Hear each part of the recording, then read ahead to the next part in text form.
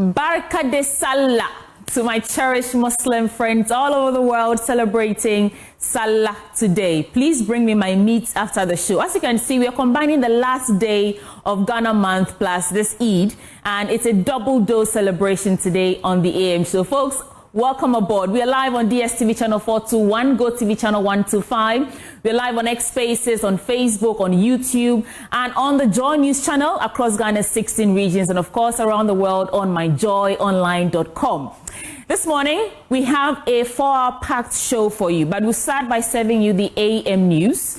After that, we'll sit with our guests to review the newspapers for the news review segment. And my guest joining me today, Alfred Thompson, is from the NPP Communications Directorate. Amanda Akuoko Clinton is head of Chambers Clinton Consultancy.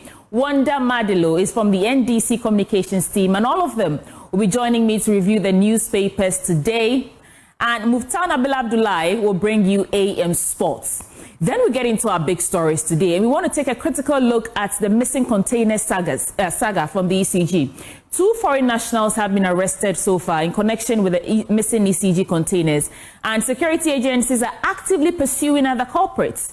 This morning, we want to unpack the issues because the Minister for Energy and Green Transition, John Jinapor, has confirmed 40 of those missing containers were found at a warehouse in Tema, and he's handed it over to the NIB for a full-scale investigation into the gargantuan scandal. And we'll hear from our expert panel today on the matter. And we also bring you a Joy News documentary investigating the repeated failed attempts to industrialize the Songo salt mine as modernity and tradition lock horns. You want to join us with your comments and your thoughts across all social media platforms. We are Joy News on TV, and a gentle reminder that the AM show is sponsored by Waylead Properties.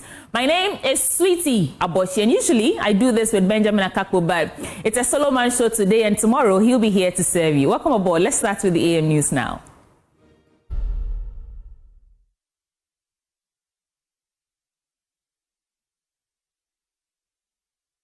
This is the AM News Bulletin on the AM show. Details now. The Speaker of Parliament, Al-Fitr, has issued a strong warning to members of Parliament, urging them to safeguard the independence of the legislature against what he describes as undue interference from the executive and judicial arms of government. Addressing lawmakers ahead of the parliamentary recess, the Speaker stressed the need for MPs to remain vigilant and assertive in upholding the principles of separation of powers. He cautioned that any encroachment by the other arms of government could undermine parliamentary democracy and weaken the institution's ability to effectively perform its oversight, lawmaking, and representational roles. Ghanaians witnessed a new tone and style of debates in Parliament.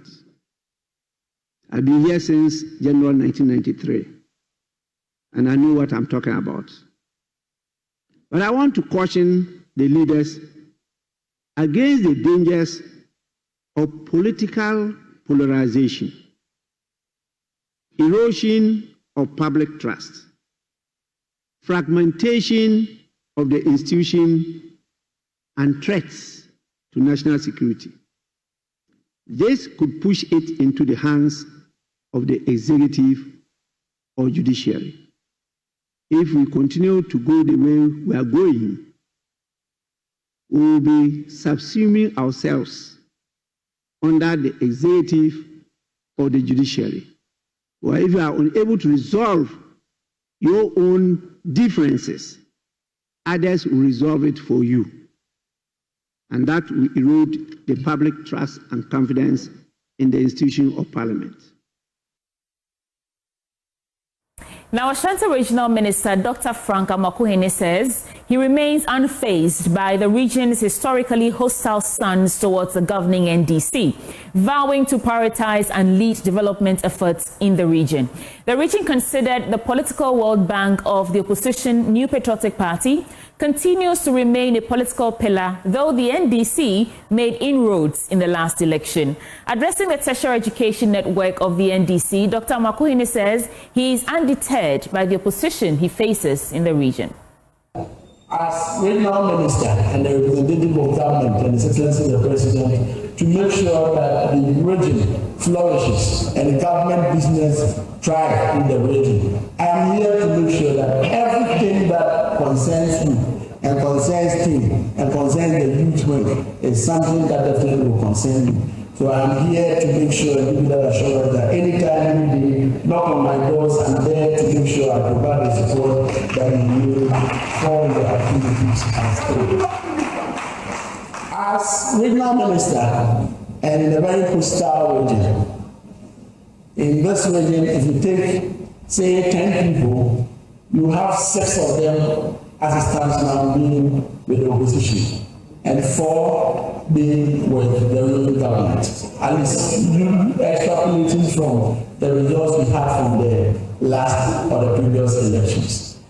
With that in mind, you should definitely expect that if there is any region that will be out and loud and the greatest critic of this government, definitely will come from the Ashanti region. And if you see us still doing our best, don't think that, oh, these people, everything you do or anything you do for them, they will still talk, well, are you still putting in your best and all that. Even if no one appreciates our efforts, remember that we have at least 4 out of 10 people in Ashanti region who appreciate what His Excellency the President is doing for the people of Ashanti. Now, as Muslims across the country and indeed the world conclude the holy month of Ramadan, President John Dramani Mahama has called on Ghanaians to embrace unity and religious tolerance to foster national peace and development. At the Iftar event with the National Chief Imam and other Muslim leaders, President Mahama commended the Muslim community for their devotion, self-discipline and commitment to the principles of Ramadan, which emphasize compassion, generosity and spiritual renewal. He urged all citizens, regardless of their religious background like me, to draw inspiration from these values in promoting social harmony. Of charity. It's also a time to reflect on our responsibilities not only to ourselves and our families, but to our communities and our nation. The principle of self-discipline, compassion, and unity that Ramadan instills in us are the very principles that must guide us as a nation as we embark on a new journey to reset Ghana. This reset agenda is not just about recovering our economy, it is also about restoring hope to our people, dignity, and opening opportunities for all Ghanaians, regardless of their religious, ethnic, or political backgrounds. Ghana has always been a beacon of religious harmony where Muslims, Christians, and people of other religions live side by side in peace and mutual respect, and we thank Allah for this blessing. This is one of our greatest strengths, and as a government committed to inclusivity and development, we will continue to protect and promote religious tolerance as a pillar of our national unity. The NDC has always been a firm partner of the Muslim community. Our commitment to ensuring fairness, justice, and development for all remains strong under the reset agenda. We are focused on rebuilding our economy, restoring social justice to our nation, and creating opportunities for all, including our Muslim communities. As we reflect on the past and look to the future, I want to highlight some of the critical steps we've taken already and the promises we are committed to fulfilling to ensure that our Muslim communities thrive under the reset agenda. One of the major challenges facing Ghanaian Muslims was the rising cost of performing the Hajj pilgrimage. Recognizing this burden, our government took decisive action to reduce the Hajj fare from a high of 75,000 Ghana cedis to 62,000 Ghana cedis, allowing more Ghanaian Muslims, especially the elders and those who have saved for years, to embark on this important religious journey. This intervention aligns with our broader goal of ensuring fairness in national policies and making sure that all citizens, regardless of their financial status, can fulfill their spiritual obligations. The President further called on faith leaders to continue fostering interfaith dialogue and cooperation, emphasizing that Ghana's strength lies in its diversity. He also announced some interventions by his government to reset the economy. As we believe that a nation can only develop when its people are empowered with knowledge and skills. We have integrated Islamic schools into the mainstream education system to ensure that Muslim children receive quality education without compromising their religious identity. We will construct community-day senior high schools in Muslim-dominated areas to increase access to secondary education. We will provide scholarships to brilliant but needy Muslim students to study in higher education both locally and abroad, especially in areas of medicine and engineering. By investing in education, we're investing in the future of our Muslim communities, ensuring that the next generation is well equipped to contribute to national development. There are several programs we are rolling out, and we expect that our youth in the Muslim communities will participate. We are rolling out entrepreneurship and skills training programs to help young people start and sustain businesses. This is called the Ejumara program, and it will train and provide capital for 10,000 young people every year. And it is my hope that most of our Muslim youth will take advantage of this. We are going to facilitate access to microfinance support for small businesses in our Muslim communities and Zongos. This is under the Soyeya Fund, and it was a cardinal promise in our manifesto. We are also going to invest in small-scale industries and local enterprises to create sustainable jobs and economic opportunities. These are agribusiness, poultry rearing, and all other income-generating projects. Unemployment is a national challenge, but we are committed to ensuring that no Ghanaian is left behind in our national recovery efforts. Chief Imam, Ummah, Muslim Ummah, good health is the foundation of a productive society. And so as part of our research agenda, we're going to expand healthcare facilities in underserved Zongo and Muslim communities. We're going to upgrade existing hospitals and clinics in these communities to improve service delivery. We're going to provide primary free healthcare, especially targeting deprived communities. And we shall introduce local mobile clinics to provide healthcare to these communities. We'll expand the livelihood empowerment program to cover poor households in our Muslim communities. We believe that healthcare should not be a privilege but a right. Our Chief Imam, Muslim Ummah, my dear brothers and sisters, the reset agenda is about building a Ghana that works for everyone. And therefore, our promise is to strengthen the Zongo Development Fund, ensuring that it is properly structured and efficiently managed for real impact. Expand support for Islamic education and religious institutions, ensuring that Muslims have the resources they need for both spiritual and academic growth. And in this regard, we are in talks with the Ghana Muslim Mission to absorb their new College of Education, so that we'll have 2 Muslim colleges of education, Al-Farouk and the Ghana Muslim Mission College of Education, so that we can train more Islamic teachers. We will also continue to promote interfaith harmony and national unity, reinforcing peace and stability that Ghana is known for. The Deputy Upper West Regional Chief Imam of the Al-Sunnah Wal Jama'ah, Sheikh Ahmed Yaqub, has called on Muslims to embrace tolerance and lead exemplary lives for others to emulate. He stressed that the behavior of Muslims should reflect the teachings of the Quran, emphasizing that it should not only be about preaching, but also about internalizing and practicing the values enshrined in the Holy Book. Reporting by Joy News Upper West Regional Correspondent Rafiq Salam.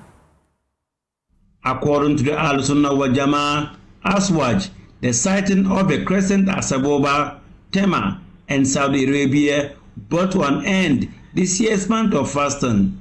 Per the rules, Muslims are required to fast for the entire month of Ramadan, which typically lasts for 29 or 30 days. Fasting is the 4th obligatory pillar of Islam. Hundreds of worshippers of Aswaj in the Ward municipality converge at the Ward Senior High Technical School for the 2-rakat open prayer. The young, old, and persons with mobility challenges, majority of whom gorgeously dressed in white apparel, took part in the congregational prayer. They were led in the prayer by the Upper West Regional Chief Imam of Aswaj, Sheikh Mohammed Ghaus Daud. Assalamu alaikum wa rahmatullah. Assalamu alaikum wa rahmatullah. In a sermon delivered after the prayer, Sheikh Mohammed Ghaus Daud called on Muslims to rescue all forms of hatred, hypocrisy, and bickering, which will enable them to be on the good side of Allah on the day of judgment. We should know ourselves and know who we are. We should stop bickering and lay our lives for the religion. We shouldn't look for worldly things, but what God has planned for us in the hereafter.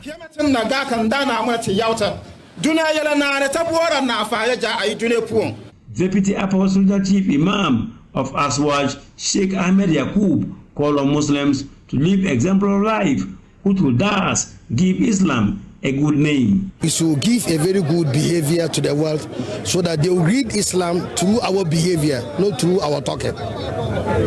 They should see Islam through our behavior. But they asked one of the wives of the Prophet, Aisha, what are the mannerisms and the attitude and the characters of the Prophet?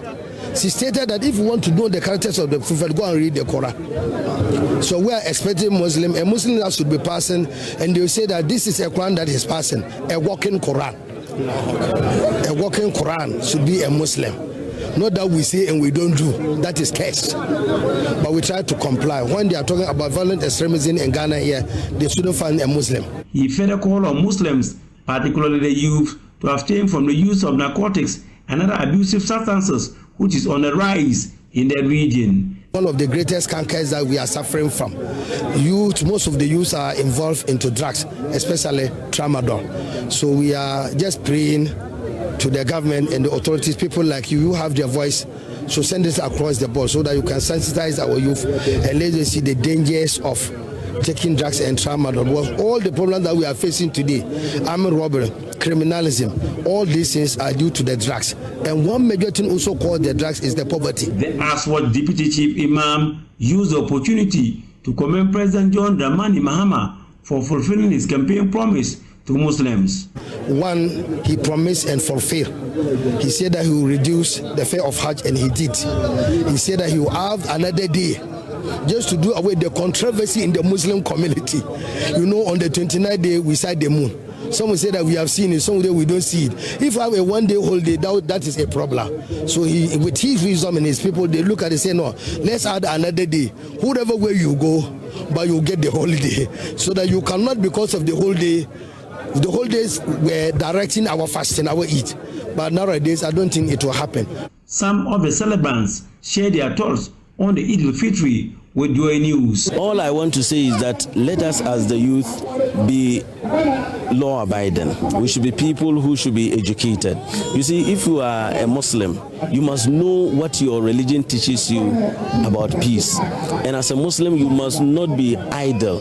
All Muslims must be working, you must be educated, and you must respect the laws of our land. Alhamdulillah, we should all praise Allah.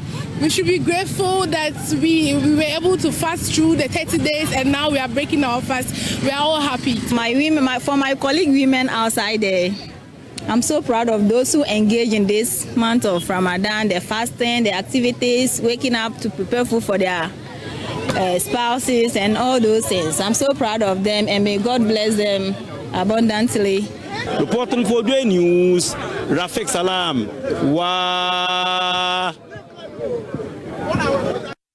Oh, from WA, let's move on to some other stories, because as part of measures aimed at empowering innovative AI startups across the sub-region, Data Melon have stressed the urgent need to expand investments within the space. Country Manager Juliet Amwako said it is imperative to provide access to funding, cloud infrastructure support, and mentorship.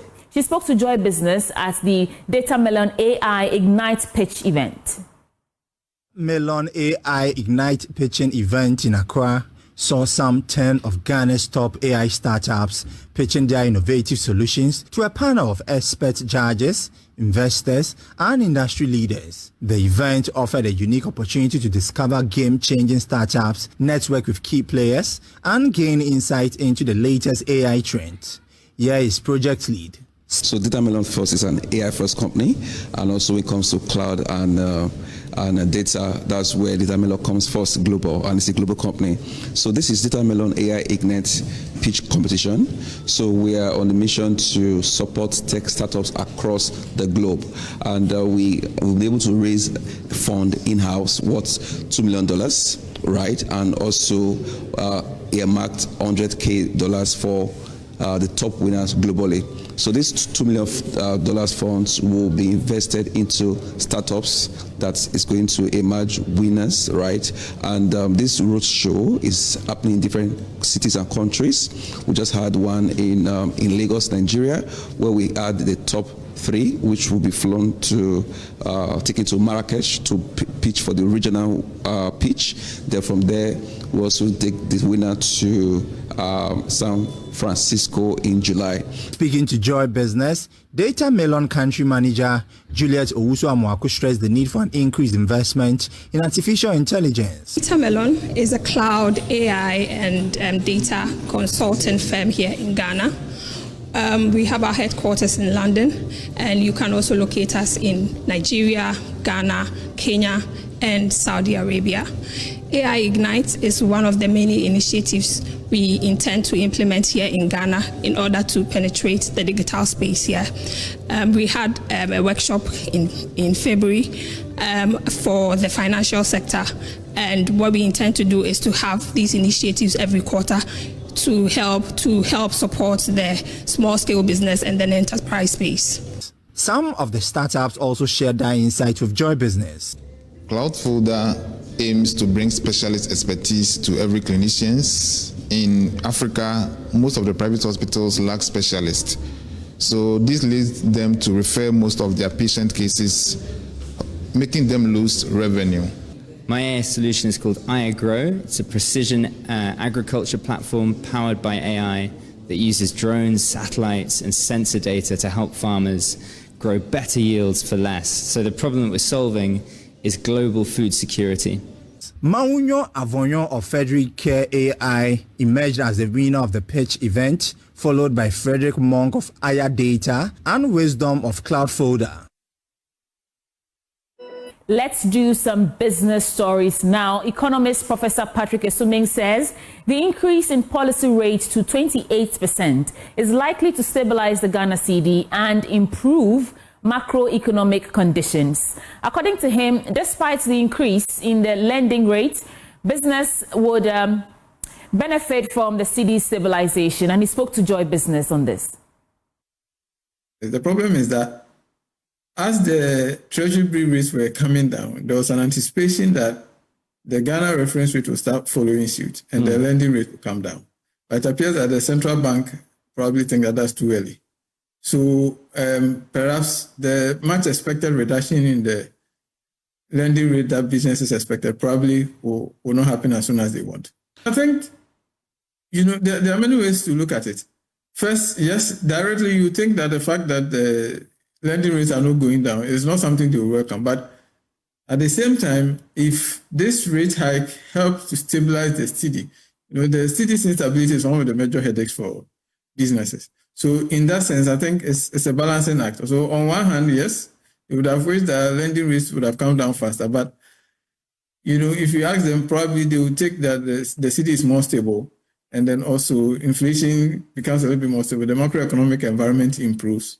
And then suddenly, I think they will probably take that over some rate reduction. So it's a balancing act. I think it's like they are receiving on one hand and then they have to take on another hand.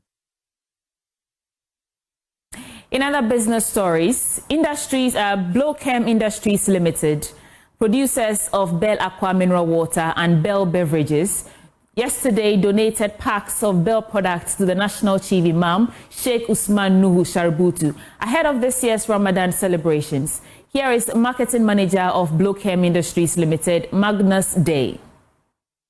Are here today because this month is a holy month of Ramadan for our Muslim brothers and sisters, and we are here to demonstrate our solidarity with our brothers. This holy month is a very important month for them. The values of the month are ones we greatly share in. It demonstrates commitment, it demonstrates compassion, love, and sacrifice. And so we are here to tell them that we greatly share in these values. But most importantly, we are thanking them for the support that they have given us over the years. The Muslim community has partnered with our business since inception. And truth be told, our partnership is nothing short of great. There are products that we have even formulated specifically, for instance, for the Muslim community. So it demonstrates that we so much appreciate the support from the Muslim community. So we are here and humbly donating these few items, wishing them Ramadan Mubarak. And we are saying that when they prepare their iftar meals, these products will come in really handy. And the products include Belakwa, it includes Bell beverages, assorted beverages of course, and also our Bell pack tissues for wiping their hands after cleaning their faces and wiping their hands after food.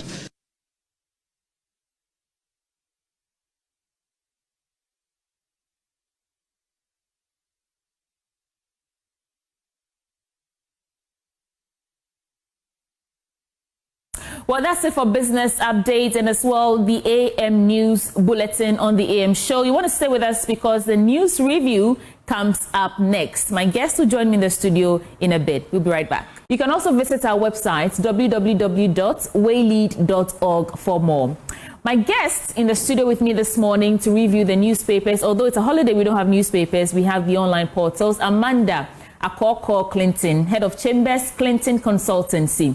Wanda Madilo is from the NDC Communications team, and Alfred Thompson is from the NPP Communications Directorate. Ladies and gentlemen, welcome to the program.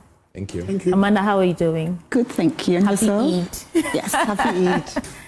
Well, I want to start with the lady, obviously. Amanda, anything happening in the country right now that you want to reflect on in a minute before we get into the actual news stories?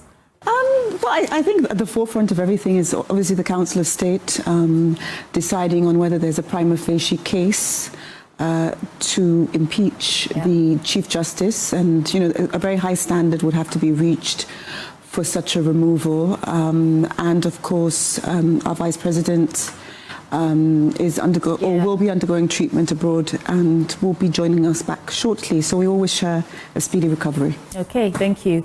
Mr. Madilo? Yeah. Quick thoughts before we get into the stories. So my thoughts and prayers are with the Vice President. Seeing all kinds of reports, but I know that she's a very strong woman. She's comfortable, she's stable, she will be fine. Let all fears be laid to rest. It's in a matter of days, we will know, the full outcome, but she'll be fine. And I want to implore all Ghanaians, including our Muslim brothers, who are celebrating their Eid, to keep her in their prayers. And we also as Christians will do same. Thank you. Mr. Thompson, your take now. Good morning to everyone, and I'll say happy Eid to all my Muslim brothers. Nagode. And once they've touched on the Vice President situation, I pray for her speedy recovery, but I'm just worried about the scanty information given. Because if you just write that something happened on Friday, Ghanaians need to know what happened on Friday and why she was rushed to the hospital. Really don't. Something happened on Friday and she was rushed to the hospital. After going through the normal treatments to maybe stabilize her or whatever it is, then they said that she needs further treatment outside, especially where they came on the premise that they don't see why government officials should go outside for treatment. And it means it's a critical situation. So we need to know what the problem really is. Are you saying they came on the premise that no government official should seek treatment outside? Have you forgotten what Okujetu said? And even the president himself said he doesn't see why people should go outside for treatment, especially at that time where in 2017, where Dr. Mahmoud Bawumia had to go outside for treatment. Right. That's the thing that they started saying all across. So in a situation like this... So if you are preaching that, we expect you to do that. So if it doesn't happen, and it means the situation is critical, let Ghanaians know what the situation is. Because we can't... This is a medical issue, and this is the Vice President of the country. You cannot put the No, private we are not telling you, it's not health private. matters of the vice president. Once you put yourself for a political office, everything about you is no longer private. That is what you have to get straight. Once you put yourself as a political lead, nothing about you. Alfred, hold on for me for a second. Wanda, you were going to say something. Must we play politics with everything? It gets embarrassing sometimes. This is the health of the vice president. She has a right to her privacy. Excuse me.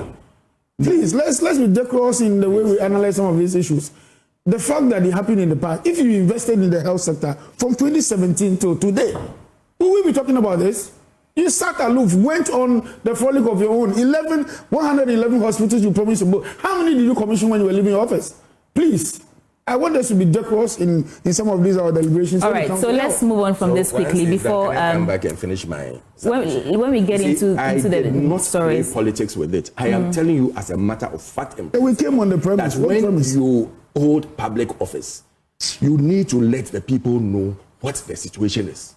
If there is a situation, we need to know. They did the same thing some time back. And it caused the nation are you requesting? Hold on. Yes, let's hear this. Don't play politics with the day. You went into 111. Are you saying that because they done it in the past? You said that they requested that. I said that they said he shouldn't go out of the country for. This is what I think. This is what I think. Right? Hold on. Stop this. Do very well and understand it, please. I'm not saying that. Hold on a second. Travel, but when you are traveling, let us know what the situation is. So that's your point. Yes. And I'm saying that it's okay. You've made your point, and I'm saying that I'm tempted to agree with Wanda because this is health. These are health issues. You can't necessarily say because you're the vice president, you should let us know every detail about your medical issues. It was for nothing. That's Amanda. Yes, I mean, I think with the communique that was issued by the presidency, it was clear that it is the beginning of what they are saying. And they are waiting for further updates, perhaps abroad, in order to do it. And furthermore, I will say this on a personal note. I have known people, for instance, who have left the country, even for like eye conditions. They can get a certain standard of eye care here, but the difference between, for instance, going blind or not, they had to leave the country in order to do so. So we're not going to play politics with, for instance, things like that. And there was nobody that was able to handle that eye care situation in this country, and they got speedy treatment abroad. Therefore, it is not an academic discussion of, because the communique has been issued that medical treatment should be sought inside. The best treatment was sought in Ghana, and even the medicals recommended outside treatment for whatever it is. So let us give them some respect to come back to us as they indicated in the communique. Right. And I just want to add that in as much as we may want to rid ourselves of the influence of the Western world, you cannot debate the fact that they are more advanced in terms of healthcare and infrastructure to provide a certain level of standard than we are. Africa is still playing catch up. And so if you're saying that they said we shouldn't go outside, government officials shouldn't go outside to seek medical attention or medical care, then it means that we should start resourcing the facilities we have here so that when it happens, we don't have to go out. But 3 months in office and recruiting, I'm saying that, you need to let Ghanaians know. Yes, but I'm also saying that truthfully, what good does it do to you if you know the details? You've been told that she's seeking medical care. Obviously, there's something wrong. But what good does it do to the citizenry if we know what good does it really do us? It's at least It alleviates. What can you do about it? Okay, so let's go on to myjoyonline.com. Especially where we've seen some before. Right. myjoyonline.com. There's a story here that I want us to start with. It's the former Public Accounts Committee Chairman, James Col.Aboagye, and he's saying that PAC recommended prosecution, but nothing happened. It was talking in regards to the SkyTrain scandal. I want to read a bit of the story and then we can get into it. So the long-dormant SkyTrain scandal is finally gaining traction as the Attorney General takes steps to act on the recommendations of the Public Accounts Committee. James Col.Aboagye, Director General of the Securities and Exchange Commission and former PAC Chairman, has revealed that years of bureaucratic delay is what allowed those implicated in the project to go unpunished. Quote, if you heard the Attorney General at his recent press conference, he said action is being taken on the committee's recommendation. We really recommended that people should be prosecuted. And fortunately, that is coming up now. So it's just sort of saying that it's been years past since we, this issues of SkyTrain scandal has been come under public criticism, but it is only now that we are seeing some of the recommendations from the Public Accounts Committee being implemented, so to speak. Let's reflect on this for a minute and then go to other stories. Wanda, I want to start with you.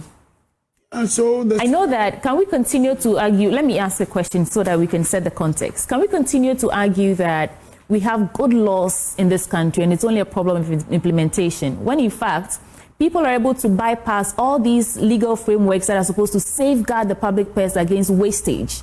Yet we always say that, oh, there are laws in the country, we have the laws, it's implementation. At this point, can we still make that argument? Yeah, so partially, Ghana's problem is partially, lack of implementation, stricter implementation, and then also there are also issues of personal challenges. And when I say personal challenges, corruption is corruption. I mean, it's a moral issue at a certain point, and then also it's a legal issue. So there are people who would always want to bypass the law, even though that does not benefit the country, and because they're in a position of trust, they try to bypass the law or do otherwise.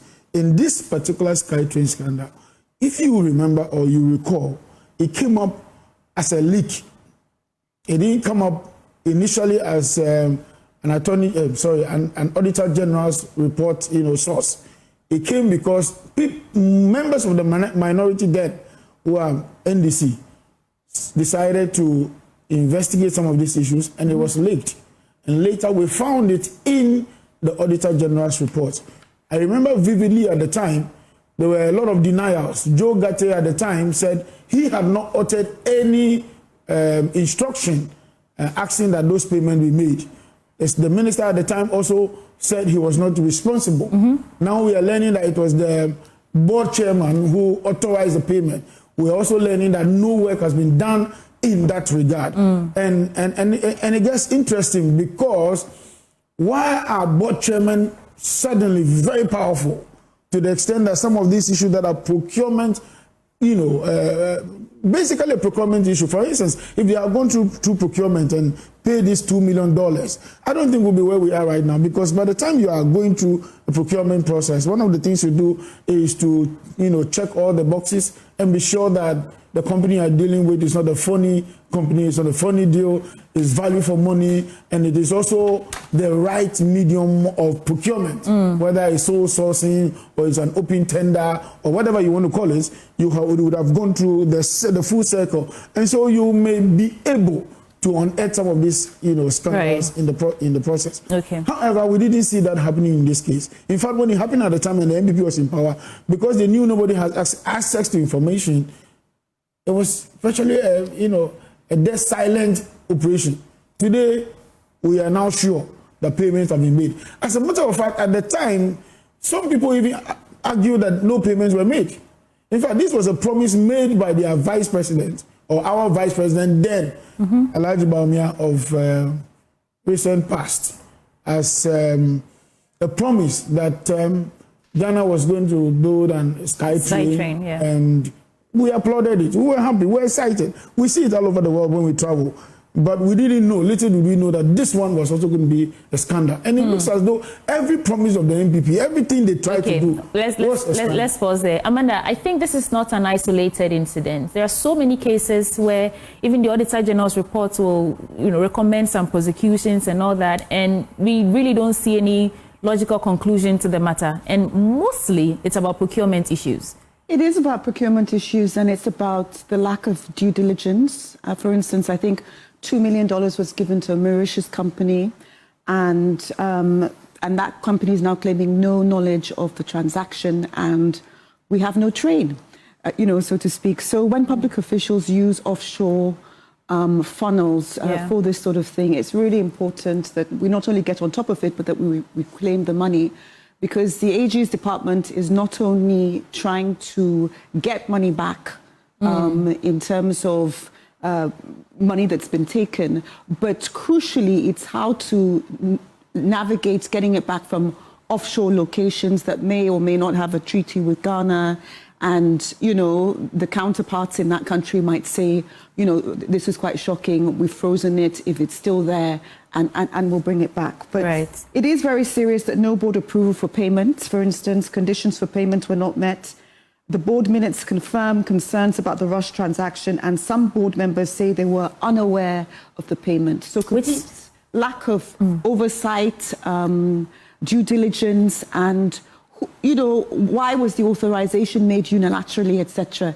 These are the sort of things that have to be answered. And I really do think, people think that oral is just, you know, something that people talk about, but oral is a policy. And I truly believe that if we get even half of this money back, it will be good for Ghana.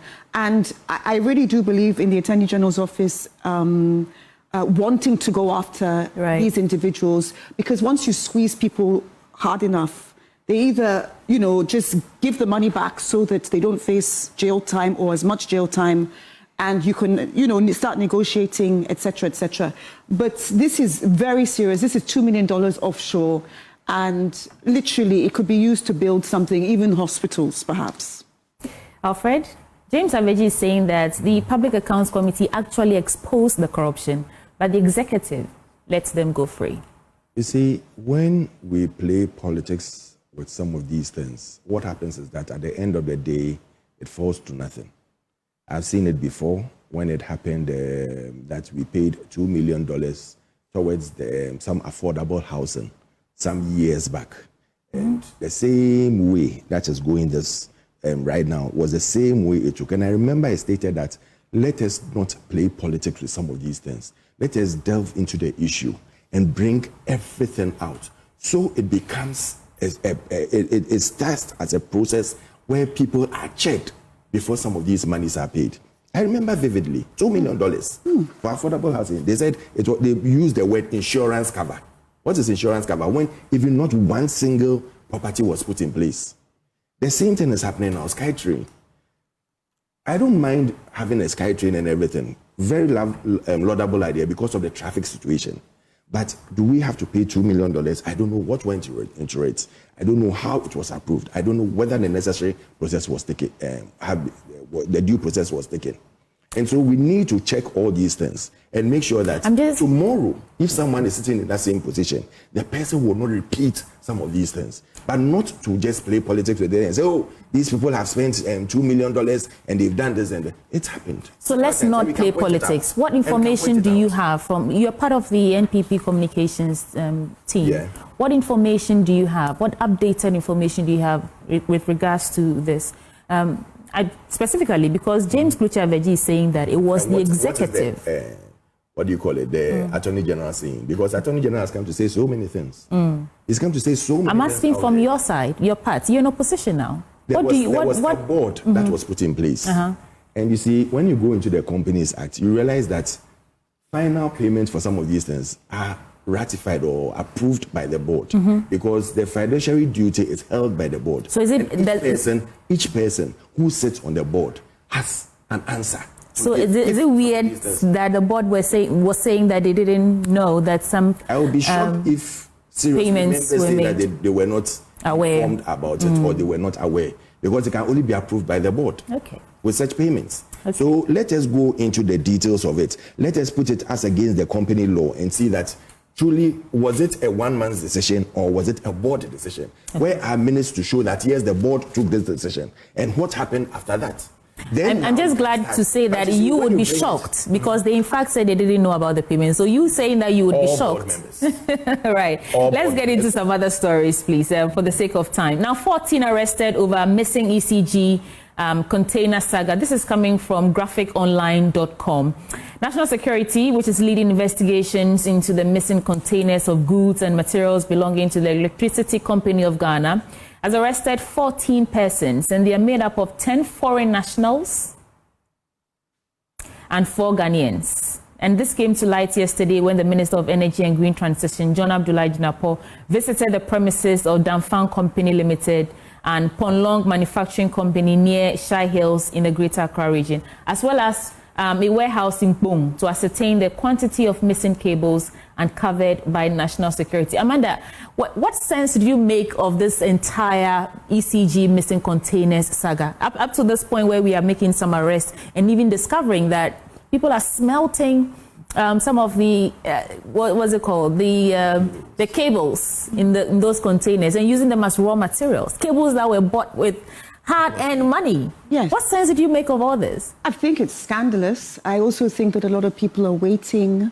you know, for their cables, etc. And there's been delays and backlogs, not knowing that some selfish people have just taken this. And I think I also read somewhere that each container is worth at least $500,000 or something, like a ridiculously high amount of money. But I just want to commend people in the national security, because tracing is not always easy. And we thank God for the Ghana card, which links everybody to their phone, you know, like the phone of the individual. And, you know, there's different tracing abilities that we now have that we didn't previously. And I do think it's scandalous. It is national resources. And it is not a political agenda to say, well, you see, look at this. Because, you know, it could very well be people from both parties or just private individuals just doing this.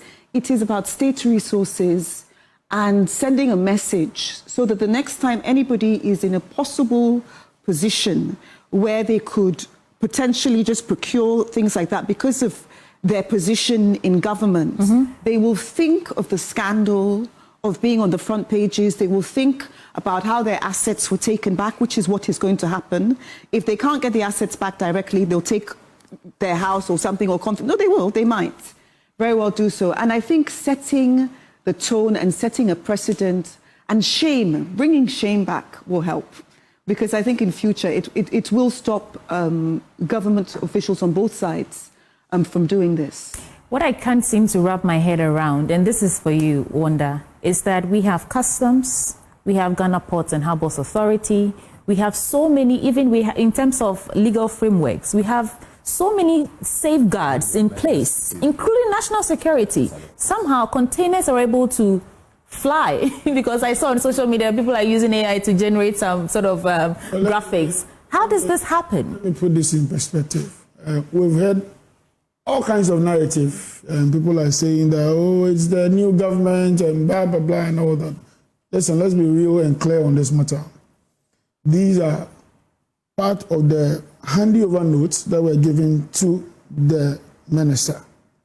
The handover note said that there are 2,000 something, I mean almost 3,000, but he discovered 2,500 at the port, which is what started the investigation in the first place. Then the minister went to the port to find out exactly how many, and he was told some 2,437 or whatever.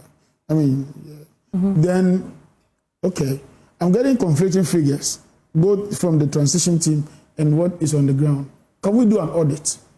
Of course, an audit was done. And they discovered that 1,347 were missing. Now, this 1,437 could not vanish by one man, could not be vanished by one man's operation. Normally, these are collusions that happen and people agree to do a certain job for a certain interest. And that's obviously because of corruption. So these are things that have happened under the MPP and the MPP's watch. You see, our difficulty in the ECG is that as we speak, ECG is in debt of about 68 billion Ghana cedis. 68. How much did we take from the the IMF? $3 billion US dollars. 68 billion is how much? It's more than the amount of money we went to the IMF to take. And so it is worrying, it is embarrassing, it is something that we must investigate. And I think the MPP must join. It's actually 56 billion as of February 2025. 56 billion Ghana cedis. Good, no problem. Just to correct the figure. 56 billion is still more than $3 billion. $3 billion, if you use 16 Ghana cedis rate, is 16 times 3. That should be 48 billion. Do you get my point now? So ECG has been making losses for a while. You remember the PDS scandal was a loss to ECG. You go to, I won't talk about Haptel, I will talk about the other app they were using before they migrated was also a loss. We lost the Millennium Challenge account, proceeds also because of this whole drama. And so it is a concern, it is worrying, it is embarrassing, and we need to investigate it. I've been telling the MBB, my MBB folks, that listen, you should join us in some of these fights so that you know the kinds of people you appointed. So in your future government, if you ever have a chance again, you don't bring them on board. Because these are people that have made you look bad consistently. Why would somebody sit in office? Containers that are imported for $500,000, actually it's not too expensive because cables are very expensive. We have transformers that are selling for $1 million. We have transformers that are selling for $200,000, $300,000 and all that. So indeed, shipments and consignments of the ECG, Gridco, VRA are very expensive consignment. Okay. Somebody imports, ECG imports the container for $500,000, allows it to go into the mortgage. Somebody buys it 100,000 Ghana cedis, come back and sell it to ECG for $300,000. I mean, that is sickening. It's really worrying. And these are things that they should join us. They shouldn't even be trying to defend some of this. Okay. They should join us to investigate this, and we'll be excited to help them in that regard. Minority did say that the minister had their full support to investigate. So hopefully we can bring some clarity. Yeah. But Alfred, have you been able to pinpoint where exactly, in the plot of this scandal, right? Have you been able to pinpoint where the problem started? First and foremost, I advise to every minister or every official, don't just sit in their office and figures are brought to you and you sign off. That is the first problem they have. Don't sit in the comfort of your air condition. And when documents are brought to you, we have 2,000 containers at the port. Then you believe that there are 2,000 containers there without seeing it. Because on the bill of lading, the consignee is ECG. The minister cannot go and collude with someone and take an ECG container and give it out unless people were on the ground. Because if people are on the ground, say no, if a minister or a top official is doing that, everybody will hear about it. But if the person on the ground is colluding to sell some of these things, which we know there are so many problems at the port, ever since. They have always, year upon year, government upon government, we've been complaining about the port issues. And that is why every time they keep on increasing the charges over there, because they feel that, there are certain things going on, let's get more money to correct it. Sometimes it's not about the money, but about the personnel that you put over there. And that is what has cost us today. Okay, so I'm saying that when you look at the plot, right? The fact that every individual involved should be prosecuted. Okay. Should be prosecuted. Because it's not a government affair, it's a national affair. And it's a national problem. Okay. But the reason I'm asking that is, when you look at, in fact, all the details, when you read everything, it's still mind-boggling because they're saying that there was a dedicated fund for that, for clearing goods at the ports. And because of financial constraints, they couldn't continue. Yet you contract two companies to take up the same task, which you say you don't have enough money to do. And one of them, even, it turns out, didn't have the license to, take on such a contract. But they got it anyway.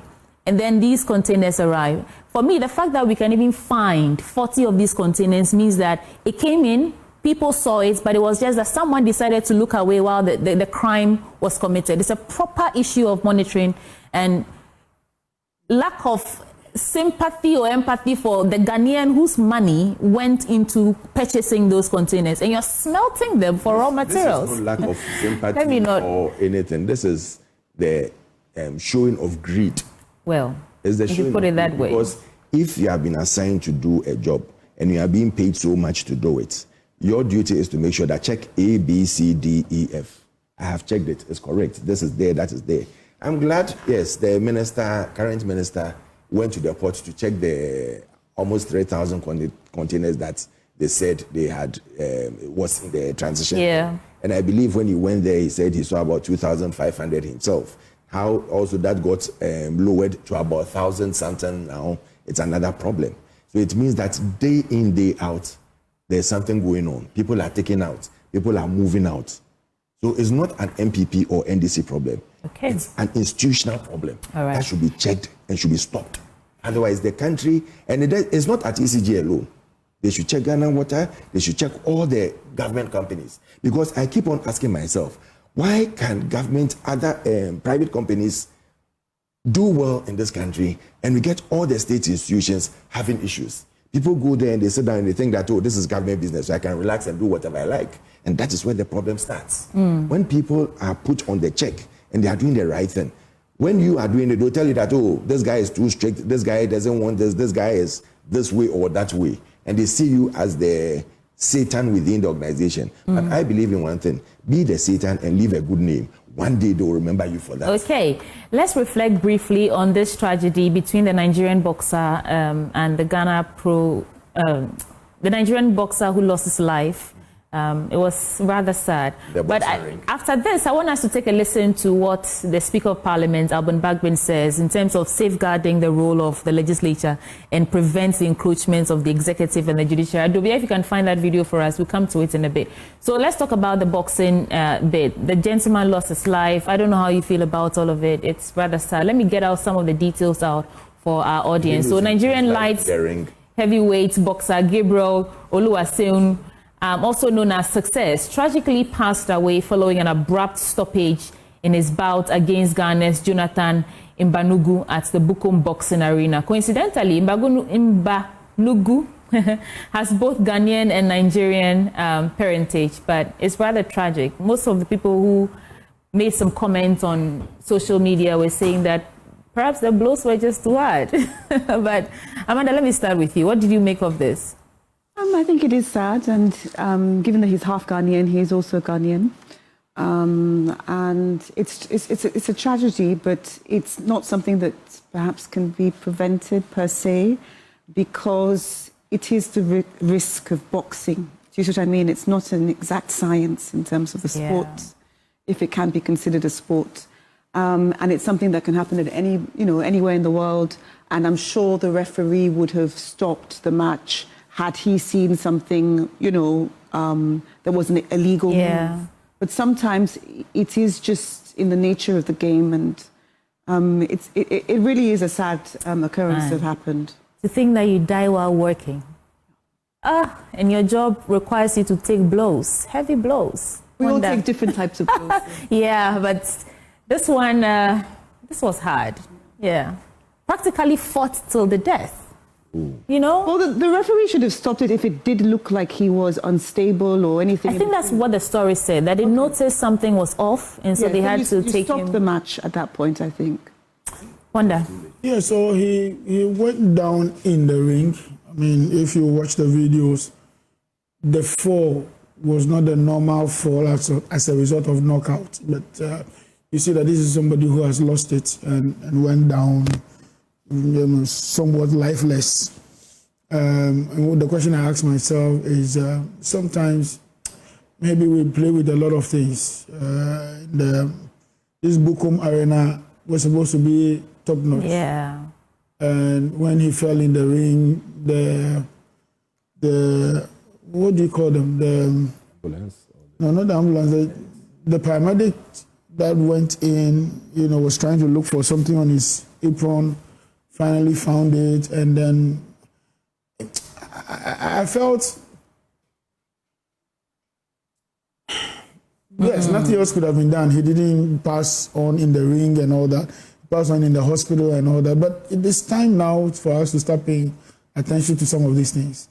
You see a lot of football fields dotted around the country. And I was coming from Aflawo this dawn. I just arrived this dawn.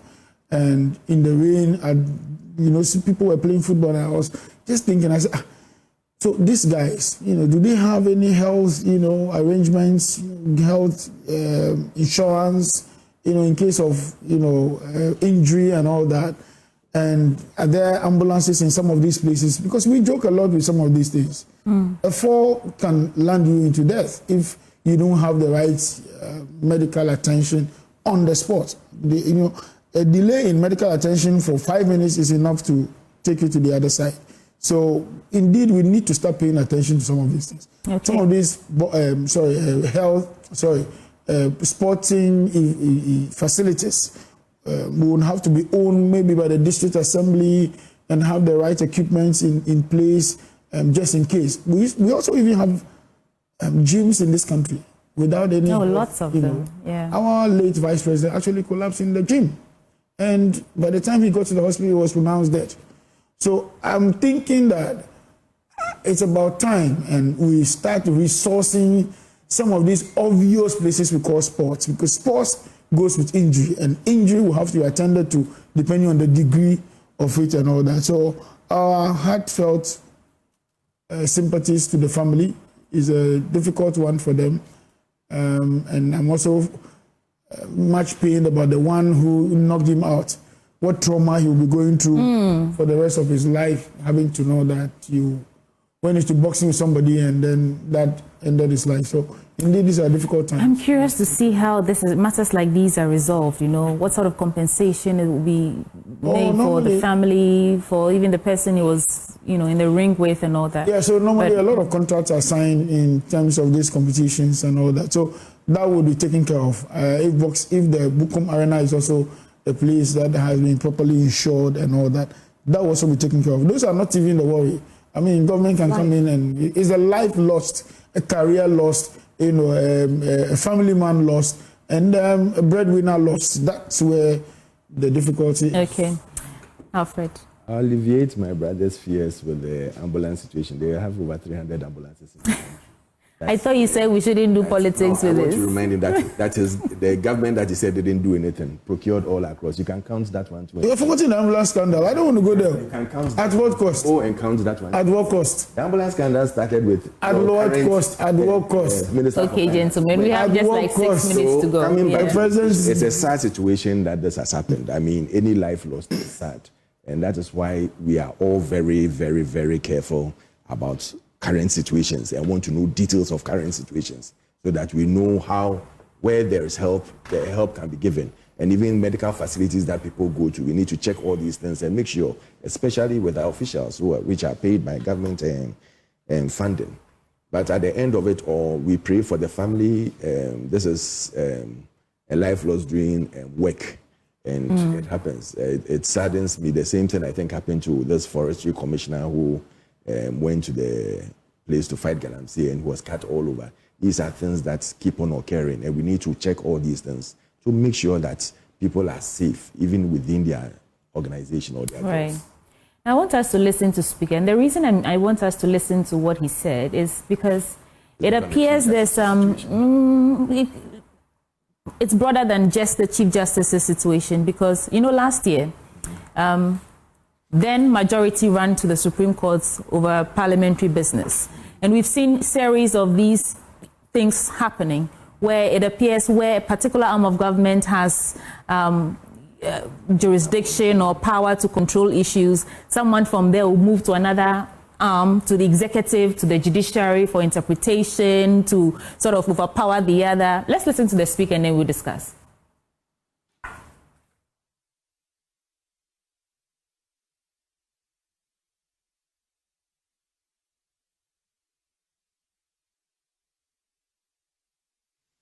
Ghanaians witnessed a new tone and style of debates in Parliament.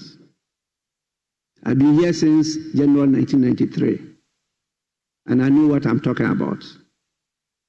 But I want to caution the leaders against the dangers of political polarization, erosion of public trust, fragmentation of the institution, and threats to national security. This could push it into the hands of the executive or judiciary. If we continue to go the way we are going, we will be subsuming ourselves under the executive or the judiciary. Or if you are unable to resolve your own differences, others will resolve it for you. And that will erode the public trust and confidence in the institution of Parliament. Interesting is, I thought these things rather strengthen our democracy when the whole country is locked in on a conversation because someone has run to a particular arm of government or there's a particular style of debate and they're arguing that it's not the due process here and there. The conversations gives us the opportunity to really know how the Constitution spells out, you know, the way we should do these things. Amanda, do you think that there's actually a threat on separation of powers in this country? Yes, I mean, I think the speaker is absolutely right, because he also highlighted the fact that he's been there, I think, since 1993. Several years. And so he's seeing an evolution of style in terms of, yes, both parties tend to disagree. That's why they're not on each other's party. They're in separate parties. And a vote is taken, and there is advocacy, and there's voting, and there's different things. But once you get to the stage of polarization, as he said, erosion of public trust, and just this absolute fragmentation, because as we saw with people throwing chairs and things against each other, there's actually hate. on a basic or rudimentary level, there's hate for each other. And that's beyond I think hate is a strong word, though. Well, in terms of, you're supposed to be there for the issues. And so there is a level of professionalism involved that doesn't push you to the side of like, well, whatever comes out of this person's mouth, we're going to choose the opposite. You see what I mean? And that's where polarization happens. And he's advising both sides that if you continue this, we'll see a year like we saw last year, where, you know, there were at least, I think, 3 petitions at the judiciary, etc. And Parliament would also have to remember that they are equal to the executive and the judiciary. That's why it's a separation of powers. They have a concentration of their own powers. But if they, in one way or the other, do not manage themselves well, other people will manage them. And so it is to ensure that power works well, to focus on advocacy, and to focus on knowing that, well, that's why the voting system is there. And if a vote has been taken and different things like that, that is where the matter ends. But it cannot be a year like we had last year. Right. Otherwise, you know, I think Parliament is going to be completely weakened if this continues. This 9th Parliament has been a hotspot for news stories, from the vetting of ministerial nominees all the way through, we are seeing. And sometimes I understand that emotions make it difficult for them to reach a consensus, which is where the polarization and all the arguments and the chairs throwing comes in. But Wanda, do you think that this is something we should take seriously? Well, the quality of governance you get is as good as the kind of development you get. And not to sound political, but in the last 8 years was bad. We saw a deliberate attempt from the executive to say that this is what we want, you do it, or back off.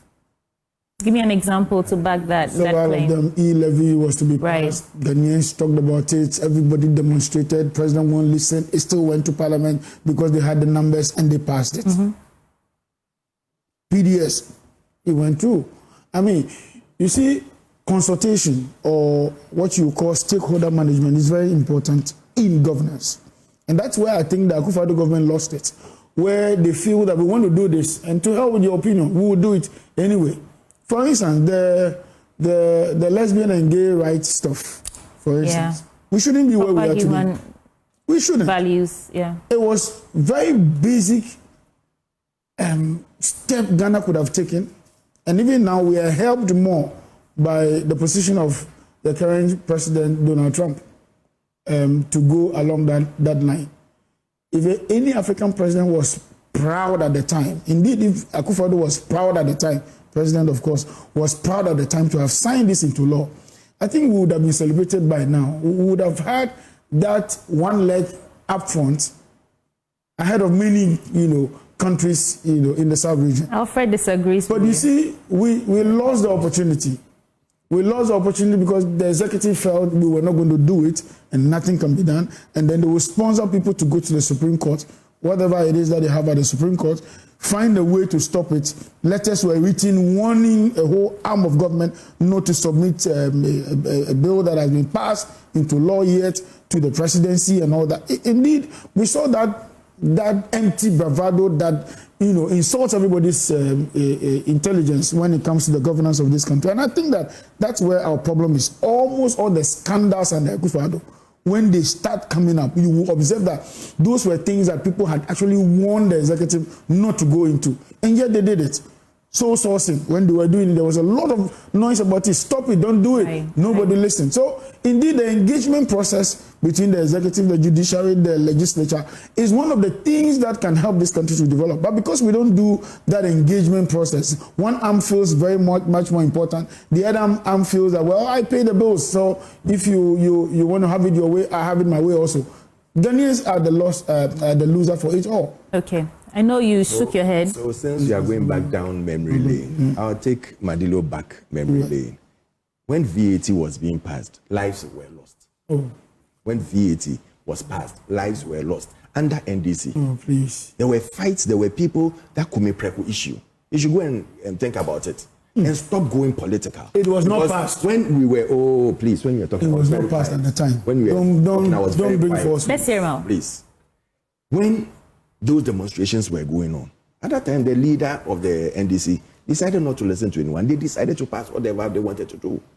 Nobody said anything. Yes, when leaders get into power. So is it the case that these precedents we are setting is what the new crop of parliamentarians... That is what is continuing. Everything that we take in this country becomes partisan. When anybody starts speaking, just listen to the person for 5 minutes and you know where the person is heading towards. That is the problem we are having as a country. And until we change that situation, we have a long way to go as a country, because so many laws, so many things are there that we can abide by and will correct ourselves.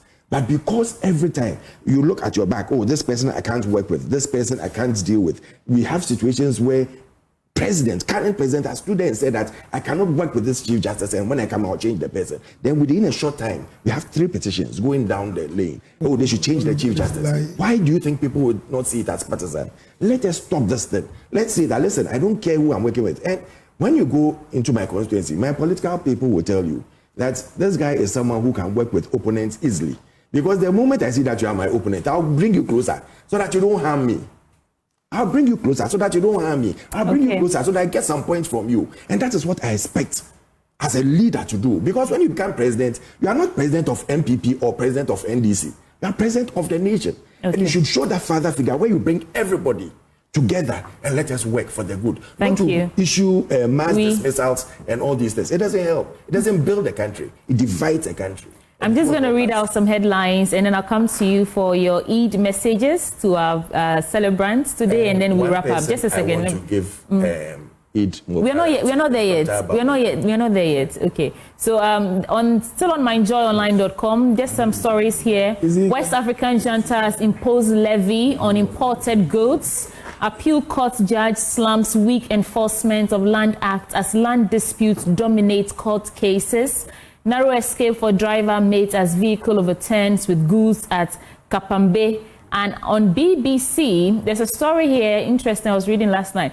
Why British boarding schools are so eager to open in Nigeria. You can go on there and read for yourself. Gentlemen, we have to go in about 3 minutes. I'll take your final words plus each messages. I wish Dr. Amanda, I'll come to you after him. The gentleman. Okay, sorry.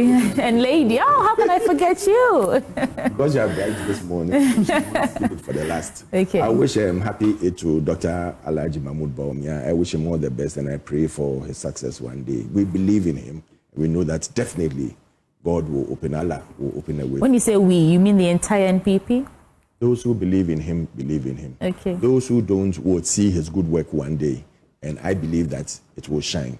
It's a shining. Did you listen to Adwoa Safo saying that there are some people within the NPP who are trying to sacrifice him as the reason for their defeat so that they can claim from this? When you say we are behind, just looking for clarity in terms of who is the we. I'll tell you that in every party, it's not the leader. The leader is not liked by everybody. Some will like you, some will hate you. But when you win an election, everybody pretends to like you. And if you get carried away by that, you would suffer the consequences. All right. Well, thank you. I wish him well. Okay, we all wish him well. Oh, the beautiful Samira Bawumia. Yeah. I wish him well. Alfred, leave Bawumia alone. He's weeping somewhere. Wonder your take now. He's praying for you. He's mulling over the loss, the heavy defeat he's gotten. He's praying for you. And for all the scandals. Bawumia is fine though. He's giving donations to market fire victims here and there. He's okay. He wants to keep his name afloat, but the scandals won't leave him. Which scandal? We trace it to them. Your final word and Eid message. My final words on Eid. I want to, implore all Ghanaians, my Muslim colleagues, that it's time to brace up for a new Ghana, a reset Ghana, a Ghana that will benefit all of us, a Ghana that holds the future for our future generations, including ourselves. And so we should keep praying for His Excellency, the President of the Republic, and keep the Vice President in their prayers. I stress that any day. What is wrong? People want to do politics with this, and it gets nauseating. But we would continue to pray for her. She is going to receive medical treatment abroad. Where? Some medical treatment we believe US. will put her on the best. Come on, Alfred. We need to know where. We have seen in the past. You don't want to know where your Vice President is. We have seen in the past. City. Alfred, if you would allow me to make my now point. You know it hurts. No, I never stopped. If you allow me to make land for me. And so we are very excited that she's in good condition. Further review abroad would suffice, and we are excited. And we'll keep praying for her. She will be fine. Okay. She will be fine. What the MPP doesn't want to see, they will see. She will be very fine. Okay. Amanda, Akoko. What is Akwele? Yeah, okay. Asking about Akwele. I just assumed it's Akwele, yeah. I come after two sets of twins, Oh, really? So there's Mary Martha, like Akwele and Akoko, and then there's Augustus Augustina before me. Are they identical? Yeah. Please, let's hear Amanda out. Amanda, you have the final word. Well, just to say happy Eid to all our brothers and sisters in Ghana. And we were just listening to President Mahama speaking just before we all came on air. He was not just talking about Eid, but also all the policies associated with building capacity for the Muslim community, particularly with education and with development. And I think that's also very important to reflect on. It's not just a celebration, but how can we build different communities, particularly the Muslim community? And I also think it is in line with Ibrahim from Burkina Faso. The president of Burkina Faso, I think, was recently offered 200 mosques from Saudi Arabia, and he politely declined and said, you can give us the same amount of money to build schools and institutions and different things. So I think it is a new Africa. We don't just celebrate communities like the Muslim community, but we also, put back in terms of infrastructure for every community. So happy Eid, everyone. Well, thank you so much. And that ends the AM News Review segment. And my guest who joined me this morning for the conversation, Alfred Thompson from the NPP Communications Directorate, Amanda Koko Clinton, Head of Chambers Clinton Consultancy, Wanda Madilo from the NDC Communications team. Thank you all so much for joining us. You want to stay with us because sports comes up next on the AM show. We'll be right back. I know I promised you sports, but that's not coming up next. Now let's bring you a documentary. Now, for decades, Ghana has deepened on the export of commodities such as oil, gas, cocoa, and gold. However, one valuable resource along the country's coastline, salt, has remained largely untapped. The Songo Lagoon in Adan, located in the Greater Accra region, is Ghana's largest salt reserve. Despite its potential to provide thousands of jobs, successive governments have failed to commercialize its production effectively. In this documentary, we investigate the repeated failed attempts to industrialize the Songo salt mine under 4 successive regimes. Various companies and individuals have tried and failed, not due to a lack of capital, but because of deep-seated conflicts between industrial production methods and traditional salt winning practices. The industrial process requires the lagoon to remain full of brine year-round, whereas traditional methods rely on seasonal drying to harvest salt. This fundamental conflict has fueled tensions, preventing large-scale commercial production, and we'll tell you more in this documentary.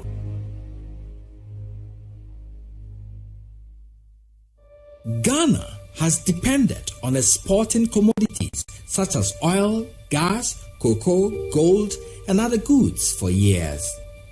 Salt, another valuable resource abundant along Ghana's coastline, remains less explored. The Songo Lagoon in Ada, located in the Greater Accra region of Ghana, is the largest salt reserve in the country. Unfortunately, the country has not been able to fully harness the potential of the salt mine, capable of providing employment opportunities to thousands of Ghanaians. 3 policy plans proposed for the development of salt resources in Ghana couldn't see the light of day. In this documentary, we investigate the reasons behind failed attempts to commercialize the Songo salt mine and the way forward. Under 4 successive regimes in Ghana's history, several companies and a list of individuals have attempted and failed in their quest to industrialize and drive sustainable development of salt at Ada. These failures were not because of the lack of capital. With government's quest to drive sustainable development of salt at Ada, 2 companies, Vacuum Salt and Star Chemicals, were given the lease to operate in the area. Originally, it was about 37 square miles, but later on, government came in and said, well, it was going to share it 3 times, a 3. One for the chiefs again, and then one for Mr. Nate, and then in other words, it was divided into 3 parts. Unfortunately, these 2 companies couldn't survive, and it wasn't because of capital. Then started conflict because the methods used for industrial production conflicted with the traditional methods. Industrial production of salt should always have the lagoon full of brine, completely at loggerheads with the traditional methods, which would mean when the lagoon gets filled, they wait until it dries up, typically towards Hamatan, and then salt is formed in the lagoon, and then they mine it. So clear case for conflict. Another former managing director of the Minerals Commission, Dr. Peter Col.Aboagye, confirms this. Now, if you look at this map, as I have already indicated, it was necessary for the modern technology to move the brine or the seawater from stage to stage, that sequentially, in order to attain the quality that was wanted and also to increase the yield. But the traditional method required that the seawater will be held, if you like, in the lagoon till it crystallized out. So that was a contradiction in terms of technology.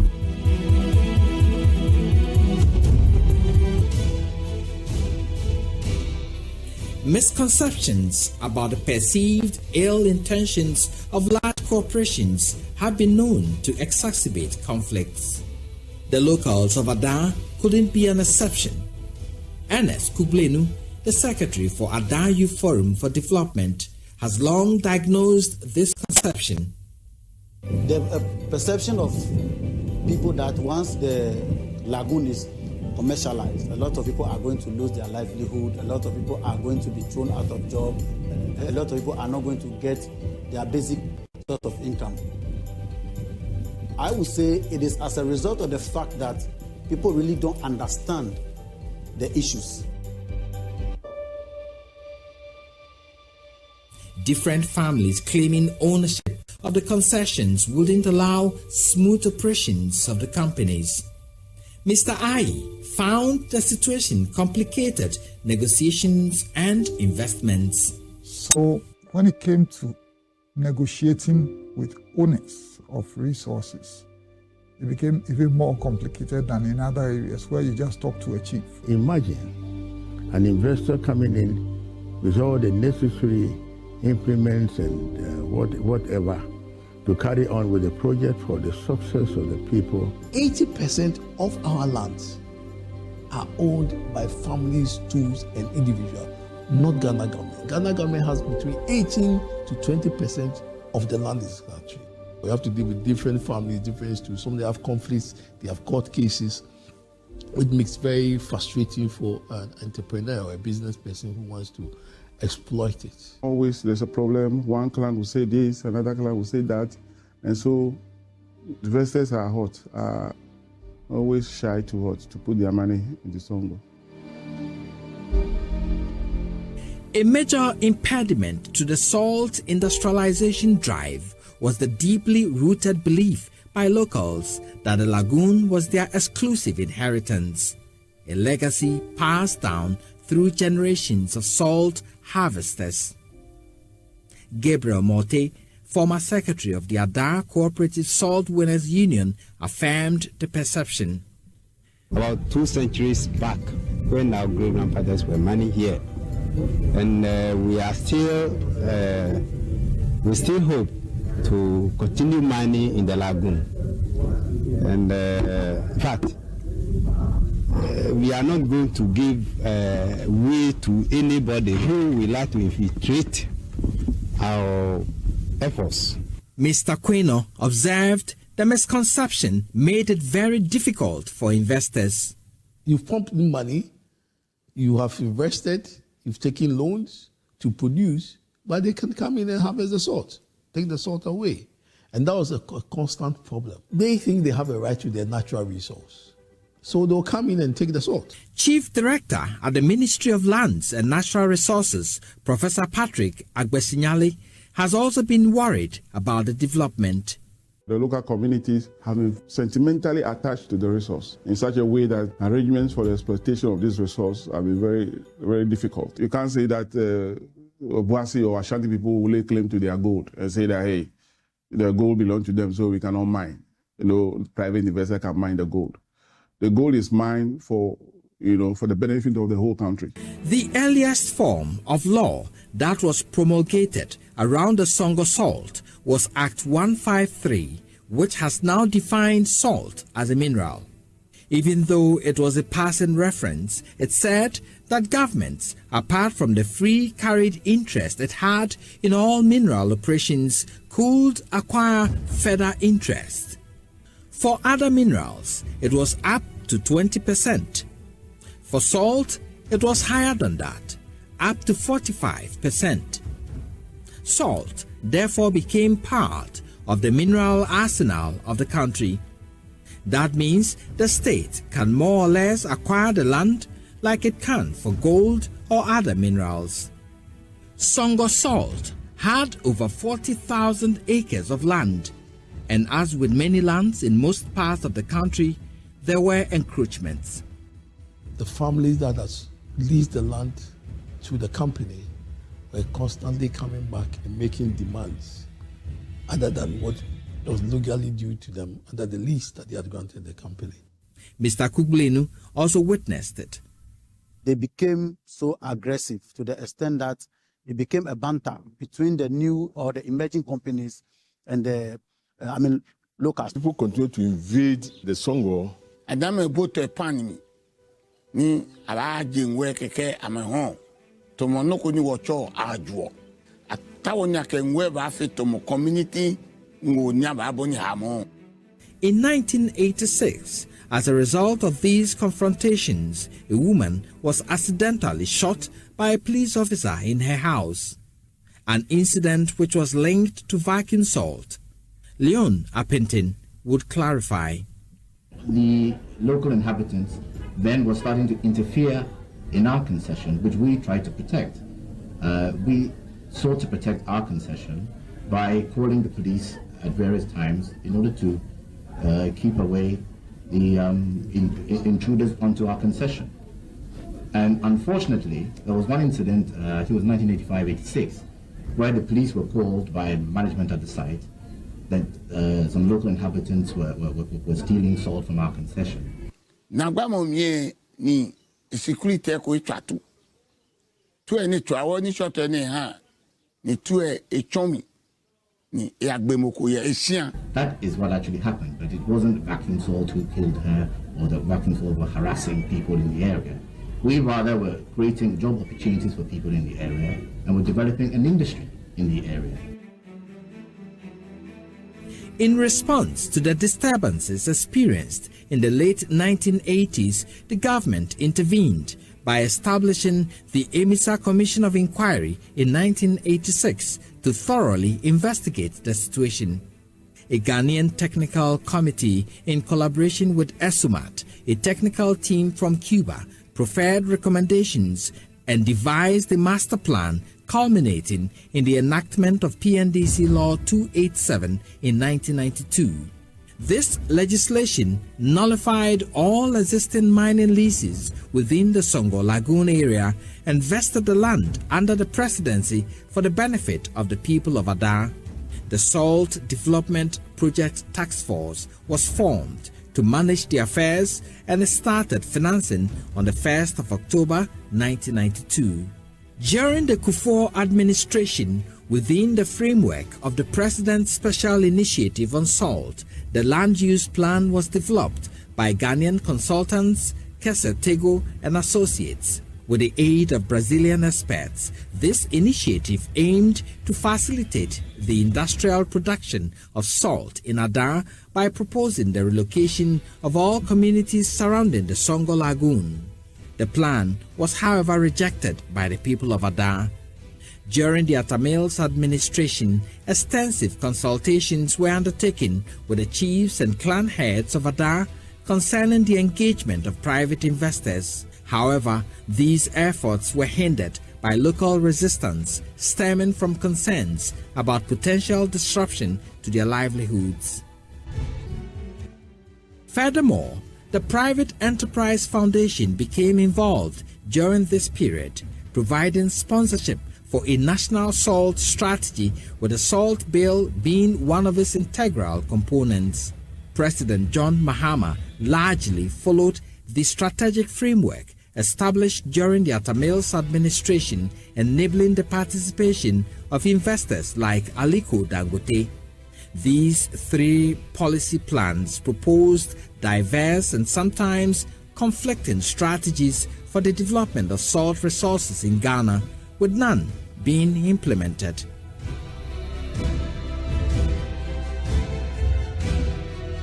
For nearly 4 decades, the absence of commercial salt production hasn't augured well for the survival of the mine. Stakeholders observe fast deterioration of the mine in recent times. The only thing that has restrained and constrained Ada, Songo from being what it ought to be, is this community, hot problems and misunderstanding. Nine akufa the government eba lele wa ninale no akela kela kwe boni Songo fi keje rolling time na fite Songo. Divisional Queen of the Royal Adibiawe clan, Nana Adiki Manyanyo Adi the First, is worried. The sad part of it is that the lagoon is spoiling. There was this NGO who came to do some research about the lagoon, and they were like, within the next 5 years, we won't have any lagoon in Ada again. And 3 years is already gone. So we have 2 years to either repair the Songo or lose it forever. According to Nana Adi the First, chiefs of the area therefore called on President Akufo-Addo to intervene as the livelihood of the locals were at stake. Authorities led by the 4 Oko clans, who are the allodial owners of the lagoon and its adjoining lands, with the paramount chief, went to the president and pleaded that if possible, he should take the IMC from there and give it to a strategic investor who is one of our own. That person was Dr. Daniel Macaulay, a Ghanaian businessman and philanthropist. He was installed as the development chief of Ada in 2017 with the name Nene Kabu Kurantin I. His company, Electrochem Ghana Limited, specializes in salt and chlorine alkali production. Daniel Macaulay obtained a 15-year lease from local traditional authorities and governmental approval to mine salt in the Ada Songo Lagoon. Divisional Chief of Lomo-Biawi, Nene Lomo IV, is happy. This is the first time that a concession is ratified by government, and then the community chiefs or the traditional council has decided to also have their own way by preparing documents and then sign with the investor. The project was officially commissioned by President Akufo-Addo on August 30th, 2023.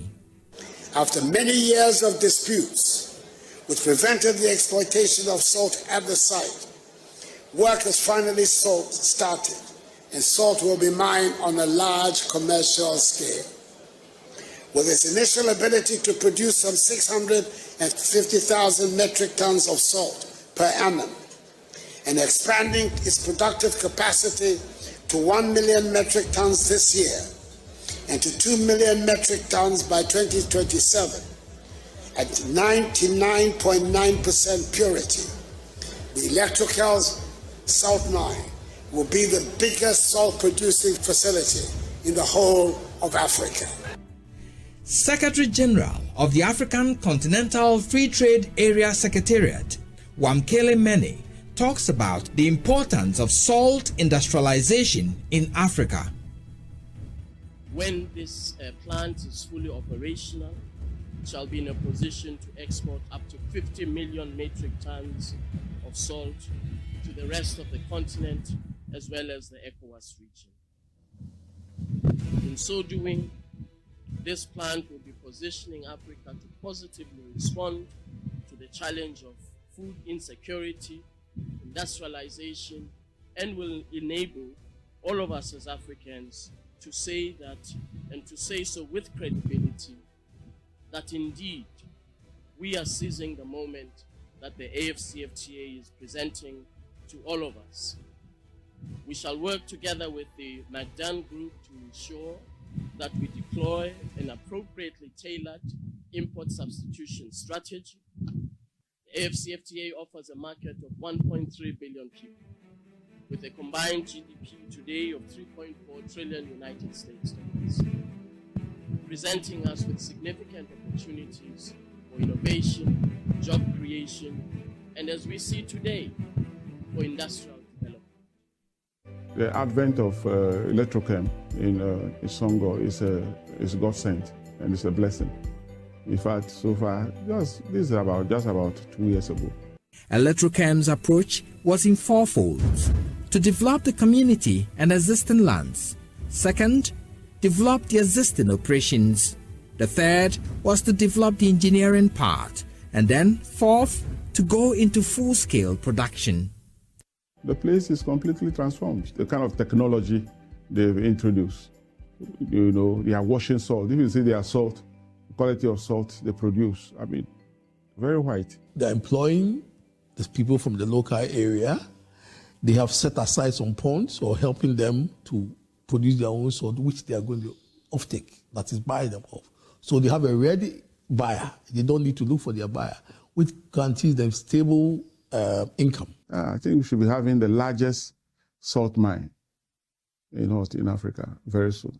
And people really need to come to terms with the transformations or the changes that are going on and accept that fact that now it's a commercial entity and it is in the hands of government. So it is government who even decide who must go in and who must not go in. The Songo salt mine covers a total land size of 41,000 acres. If the current industrialization drive is sustained, the country stands to produce 10 million metric tons of salt, with an estimated gain of over $2 billion annually. The best way forward would be for us to produce it on commercial basis that can match competitively with other African countries. Those producing crude oil need secure, reliable supply sources. They won't take salt or any input from a source that is not reliable. Ghana should be able to produce that in a couple of months' time. And therefore, we have to scale up to an extent that we will have confidence that if the contract is awarded to a Ghanaian company to supply them the salt for their operations, it will be available as and when or according to order, according to schedule. A number of investors have ventured into pumping money into the Adan salt industrialization drive, though it's considered a high-risk venture plagued by civil strife and demonstrations fueled by vested interests.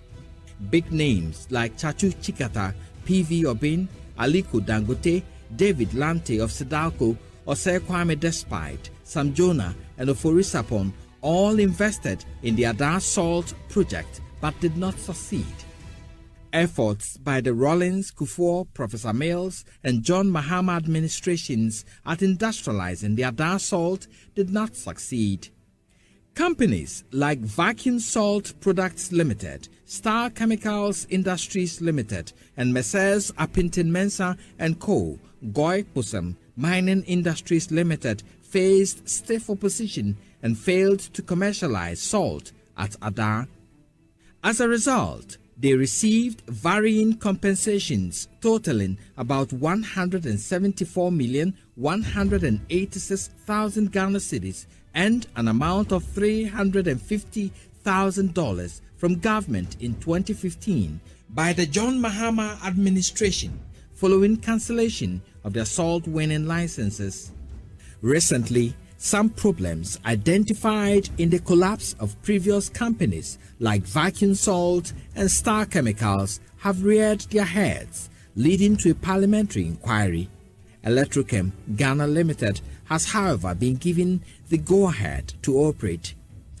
The Parliamentary Select Committee recommended, among other things, for Electrochem Ghana Limited to cede part of its concession to local miners within the area, but indicated that such mining activities should be undertaken according to the environmental protection laws and practices as sanctioned by the Minerals Commission and the EPA. On the 5th of September 2024, Parliament approved the Atachia Committee report on Electrochem. Here is Member of Parliament for Adansia Sukwa, K.T. Hammond, and MP for Aswanse, Muntaka Mubarak, on the floor of Parliament. The Songo area, it's about the only area in the whole of West Africa that is gifted to the extent that it has the deposit of salt that we have. If you see the elaborate things that the company is willing to do to support the livelihood of the indigenous, Mr. Speaker, it is proven, and we've checked, many of them who are already there are better off under this arrangement than when they were doing the galamsey. But Mr. Speaker, the challenge we are having is that there were some people who decided to turn themselves into kingpins, galamseyers. And for them, Mr. Speaker, it is difficult to wake them, because if somebody is pretending to sleep, you cannot easily wake somebody who is pretending to sleep. Chief Executive Officer Dr. Daniel Macaulay notes this. We started doing our corporate responsibility before I even stepped there. When we got there, every community is getting 11 pounds. Even when you total how much they will get out if we are able to finish all the plans for the community, they are making over 988,000 bags from it. It's over 100 million cities as we speak. We are sealing off part of the concession, various groups to also do the salt. And we have offered them an off-take agreement. So immediately finish doing the salt, producing the salt, we are ready to buy from them for them to have value, so that we can add value to it also. So as we speak, we're helping the youth, we're helping the women. We putting over 10 million Ghana cedi to give interest-free loan for the women. We're building schools. We are building sports villages. We have started, the first phase is done. We are also offering over 500 to 1,000 scholarship for the people. We employ over 3,000. In addition, every harvest time, we employ over 2,800 people. One person is earning over 2,000 a week during harvest. So we are bringing serious value to the people. I believe that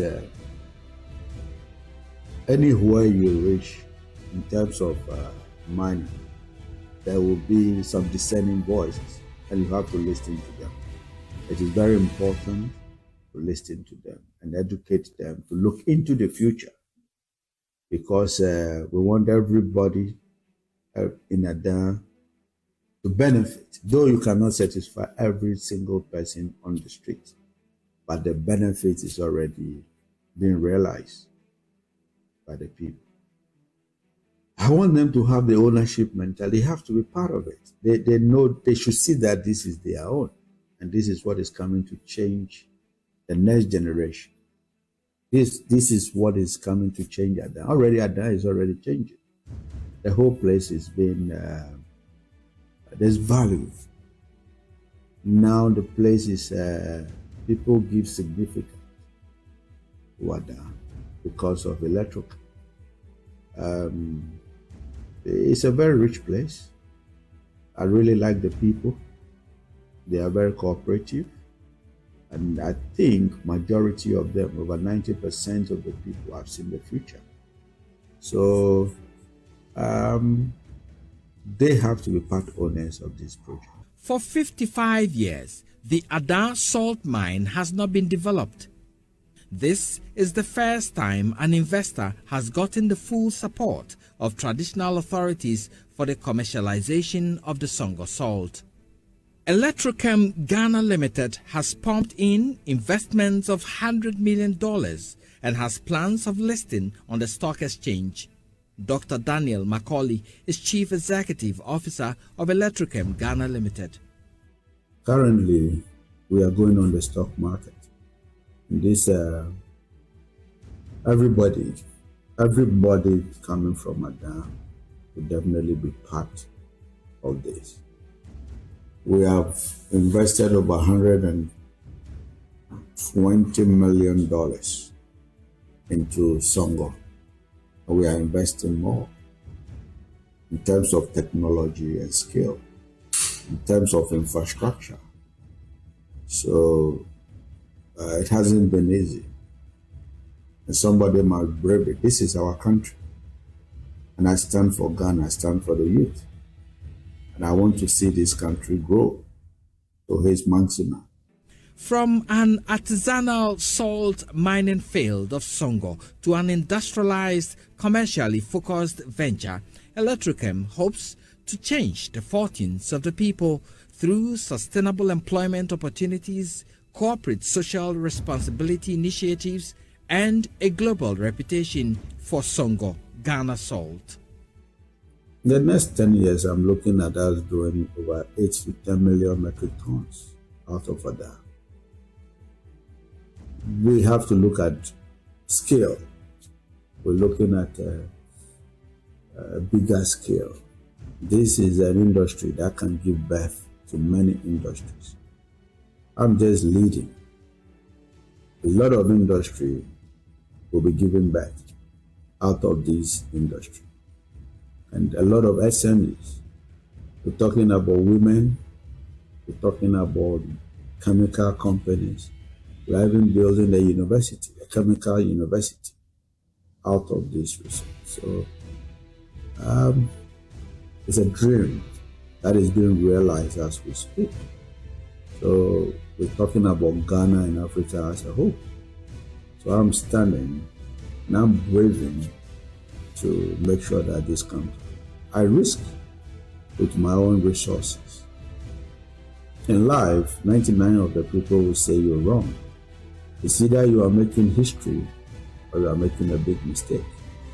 But I believe that what I am doing right now is the way to go for the ordinary Ghanaian. Welcome back. This is still the AM show, the Al-Fitr edition of the AM show. I want to look at our big stories now. 2 foreign nationals have been arrested in connection with the missing ECG container saga. Security agencies actively pursue other culprits. This morning, we want to unpack the issues because the Minister for Energy and Green Transition, John Jinapor, has confirmed 40 of those missing containers were found at a warehouse in Tamale. and handed over to the NIB for a full-scale investigation into this gargantuan scandal. And we'll hear from our expert panel on this matter. But I want to start with Colonel Col.Aboagye. He's a security analyst. And we'll also speak to Edem Senanu. He's a citizens movement against corruption. And of course, we'll speak to Mr. Kobina Atabedu. He's a procurement expert. Sir, good morning. Colonel Col.Aboagye, do I have you online with me?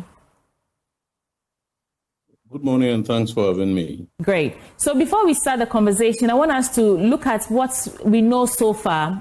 We have some slides that I want to take you through so far, and for the benefit of our audience who are following us. And we know that beginning of this year, the minister launched an investigation into some containers that were not cleared at the ports. And through that investigation, it came out that 1,328 of these containers were missing. And how did we get there? Is that your question? No, please. I'm just going through the slides. Oh, all right. Right. So now, he said that they were reported to have 2,462 containers at the ports. But the investigative committee findings revealed that only 1,134 of these containers were actually at the ports, which means that 1,328 of these containers were missing. And when this came to light, this is what the minister had to say. He said the important issue here is that the whereabouts of these containers, the briefing he received indicates that about 40 of them had been already traced to a warehouse in Pong, which belongs to a Chinese national. And all 40 containers have been confiscated and moved to a secure location. It goes on to say that out of the 14 individuals who've been arrested so far, 10 are Chinese nationals and 4 are Ghanaians. And these people we know so far are in the custody of the police for investigations. Now, the containers that were left at the port incurred a demurrage of 909 million Ghana cedis.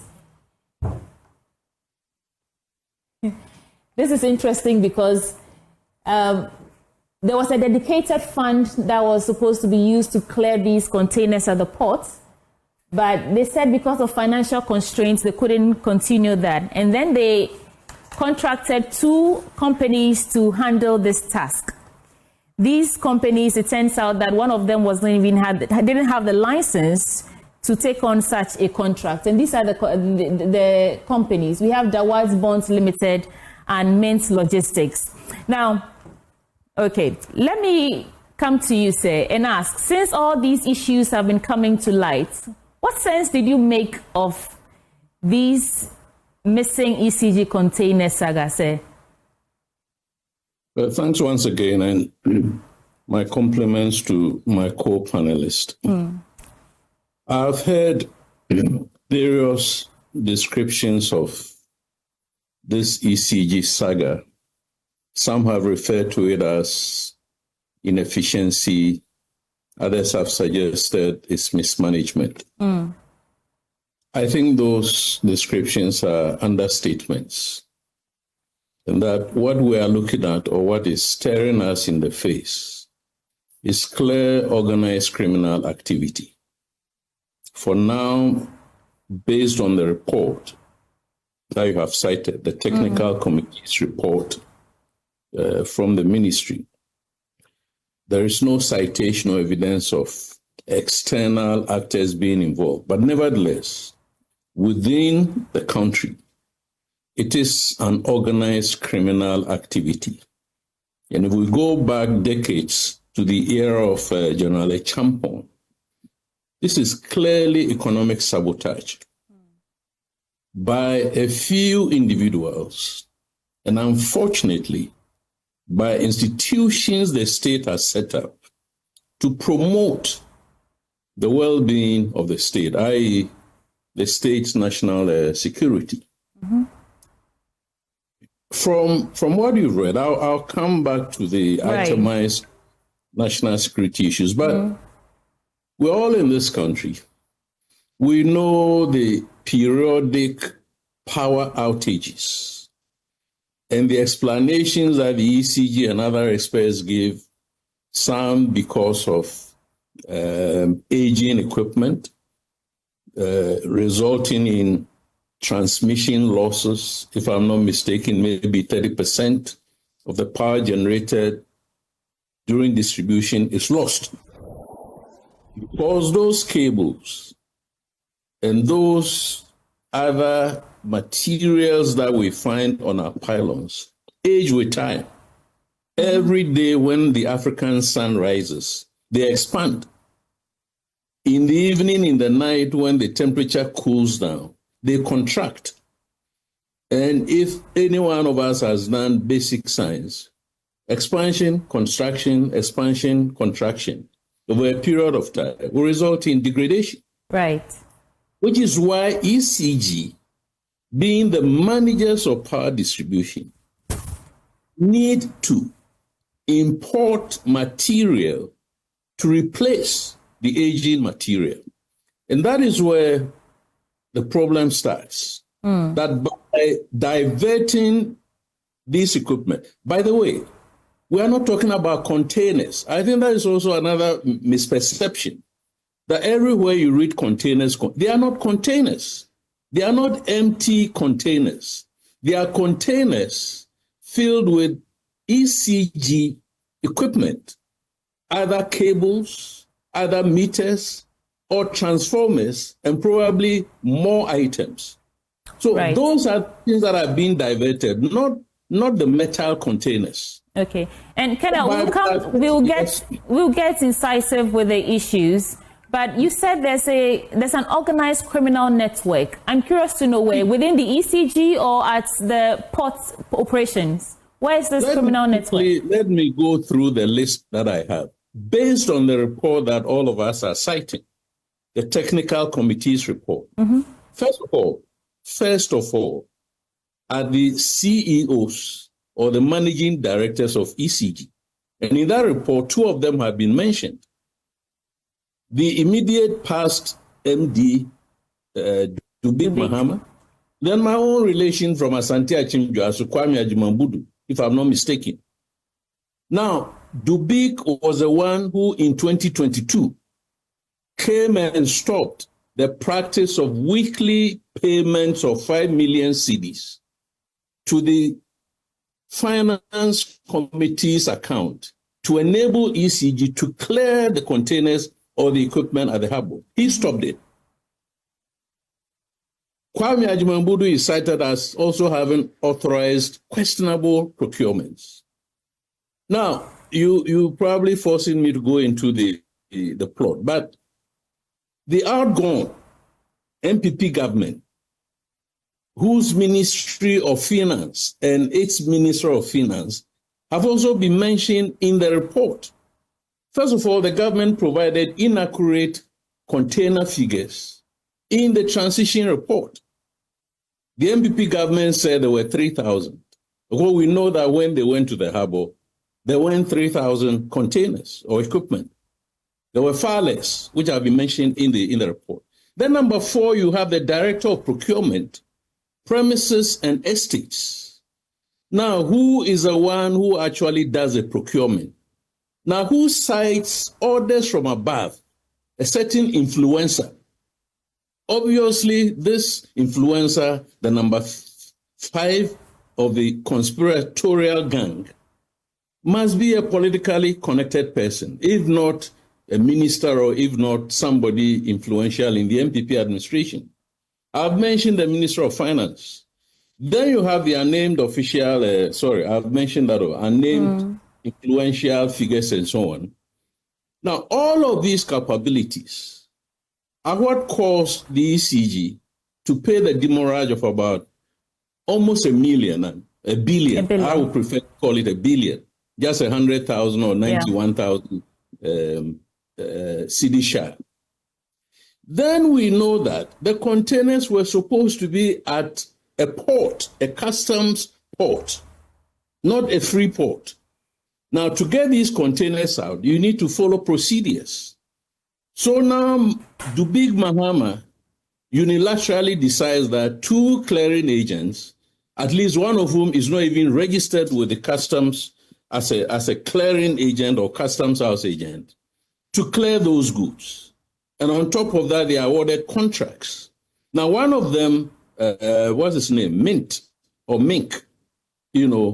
logistics, clears 47 containers, delivers only one container full of equipment to ECG, diverts the remaining 46 containers. Then you have Dawards, for instance. Or is it Dawards Bond Limited? Yeah, Dawards. 47 containers and then diverted 46 and sent one to ECG. GAPOA has got questions to answer, as I've said. And that is the 12th entity. Then you have GRA, at least a customs division of GRA, which also has questions to answer. But above all of this, I am an ardent believer that the entity that we call national security ought to know almost everything that happens in this country. And when we're talking about the scale of this ECG saga, criminal network, if national security says that it didn't know, then the country is doomed. Mm-hmm. So I want to believe that national security was aware of what was going on, the procurement, malfeasance, and everything. But then because it has been politicized or captured by the political authority, turned a blind eye. Now, this is what constitutes the criminal network. It is not mismanagement. It is not inefficiency. It was a very well-oiled, criminal group deciding to rob the country of billions. There's only one report that is being cited. Who knows what might have gone on over the past 8 years or before 2019, for instance. That is how we want to look at it. And indeed, if you look at it as an organized criminal network, then you begin to wonder why people are even still out, even in their houses. But all of these elements mentioned in the report should have been minimum invited by national security or any of the security agencies to answer questions. Right. Colonel, I know that the Ghana Ports and Harbours Authority, the Customs Division of the GRA, and in fact, ECG's own security teams all play a role in overseeing cargo movement. And you're saying that this is a criminal cabal of assaults, right? How is it that they're able to hide from all these security agencies and actually perpetrate a crime like this? How is it possible that GAPOA, Customs Division of GRA, ECG's own security, are unable to see something and say something to the point where we are here now? That is what I'm trying to explain, that when the Director of Procurement, Premises and Estates, that he over-procured based on orders from above, you can only go to the presidency, Jubilee House. That is the highest authority in the land. But even if not at the presidency, between the presidency and the ministry, somewhere within the political party architecture, there was a very influential person who was able to determine that, look, every week, whether you need the material or not, you keep importing. And then this manager comes, the MD, and indeed, I cannot understand that the MD acted the way he did without political influence. To say that from 2022, there will be no more transfers of 5 million cedis to the finance department for the purposes of clearing the containers at the harbor, allows the containers to pile up, which is the term that is used in the report, and then unilaterally decides that he has appointed 2 logistics companies to do the clearance. By the way, the report also indicates that at some stage, ECG was importing over 700% of what it needed. But when Mahama Dubik came to the scene, ECG was importing about 800, 900,000 million worth of goods. This went up to close to, is it 900 million or 800 million, for instance? Yeah. And we all know that ECG was not maintaining the infrastructure.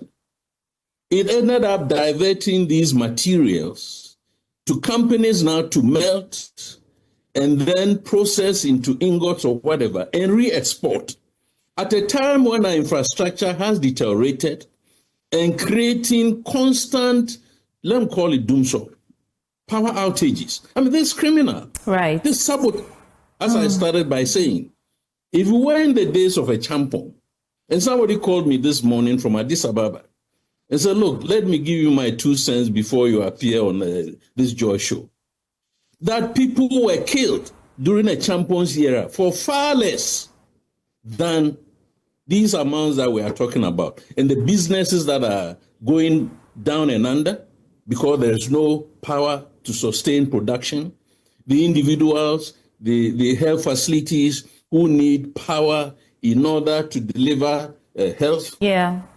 It's a whole range of very serious issues. Right. Colonel, please, let's pause here. Ghanaians? You see, let's leave the Chinese. Why Ghanaians, influentially placed, should undermine the state to this level? It's something that baffles anybody. Right. And I'm challenging those who stand on the high ground and say that Ghana doesn't want coups. And when these things happen, which are symptoms of serious malaise with the way we run the country, they are all quiet. Okay, Colonel, we have to pause here. Let me admit Mr. Col.Aboagye. He's former Deputy Minister for Energy, and he joins us on phone. Sir, thank you for joining the conversation. Good morning. I have a very simple question, really. How did we get here? Well, that's an interesting question, and I'm not too sure if I'm well placed to well, you are former Minister of Energy, and this is an issue that sits right in that sector. And first of all, I don't want you to go that line. This is a criminal matter. I want us to look at it from that perspective. I'm not too happy with the politicization of it, whether it's happened under this government or the other government. Criminality is criminality. Let's go to the bottom of the issue and find the culprit. I have indicated to my colleague, Mr. John Jenapo, because I currently serve as the Deputy Ranking on Energy Committee, that as minority, we are prepared to assist in any way possible to unravel this mystery. And I think that is where the focus should be. He himself, Mr. Jenapo, listening to him, he seems to be focused on getting to the root of the matter. I think we should all assist him in getting to that particular point. Politicizing the issue happened under this government, happened under other government. I don't think is the right way to go. Okay, so not politicizing the issue then. Are you with me, sir? Yes. There are various legal frameworks that are supposed to safeguard the public purse against wastage like this. We have the Public Procurement Act 2003, Act 663, which mandates transparency, efficiency. We have the Audit Service Act, many of them. In fact, we have Mr. Kobna Tabedu here in the studio who help us on the angle of procurement.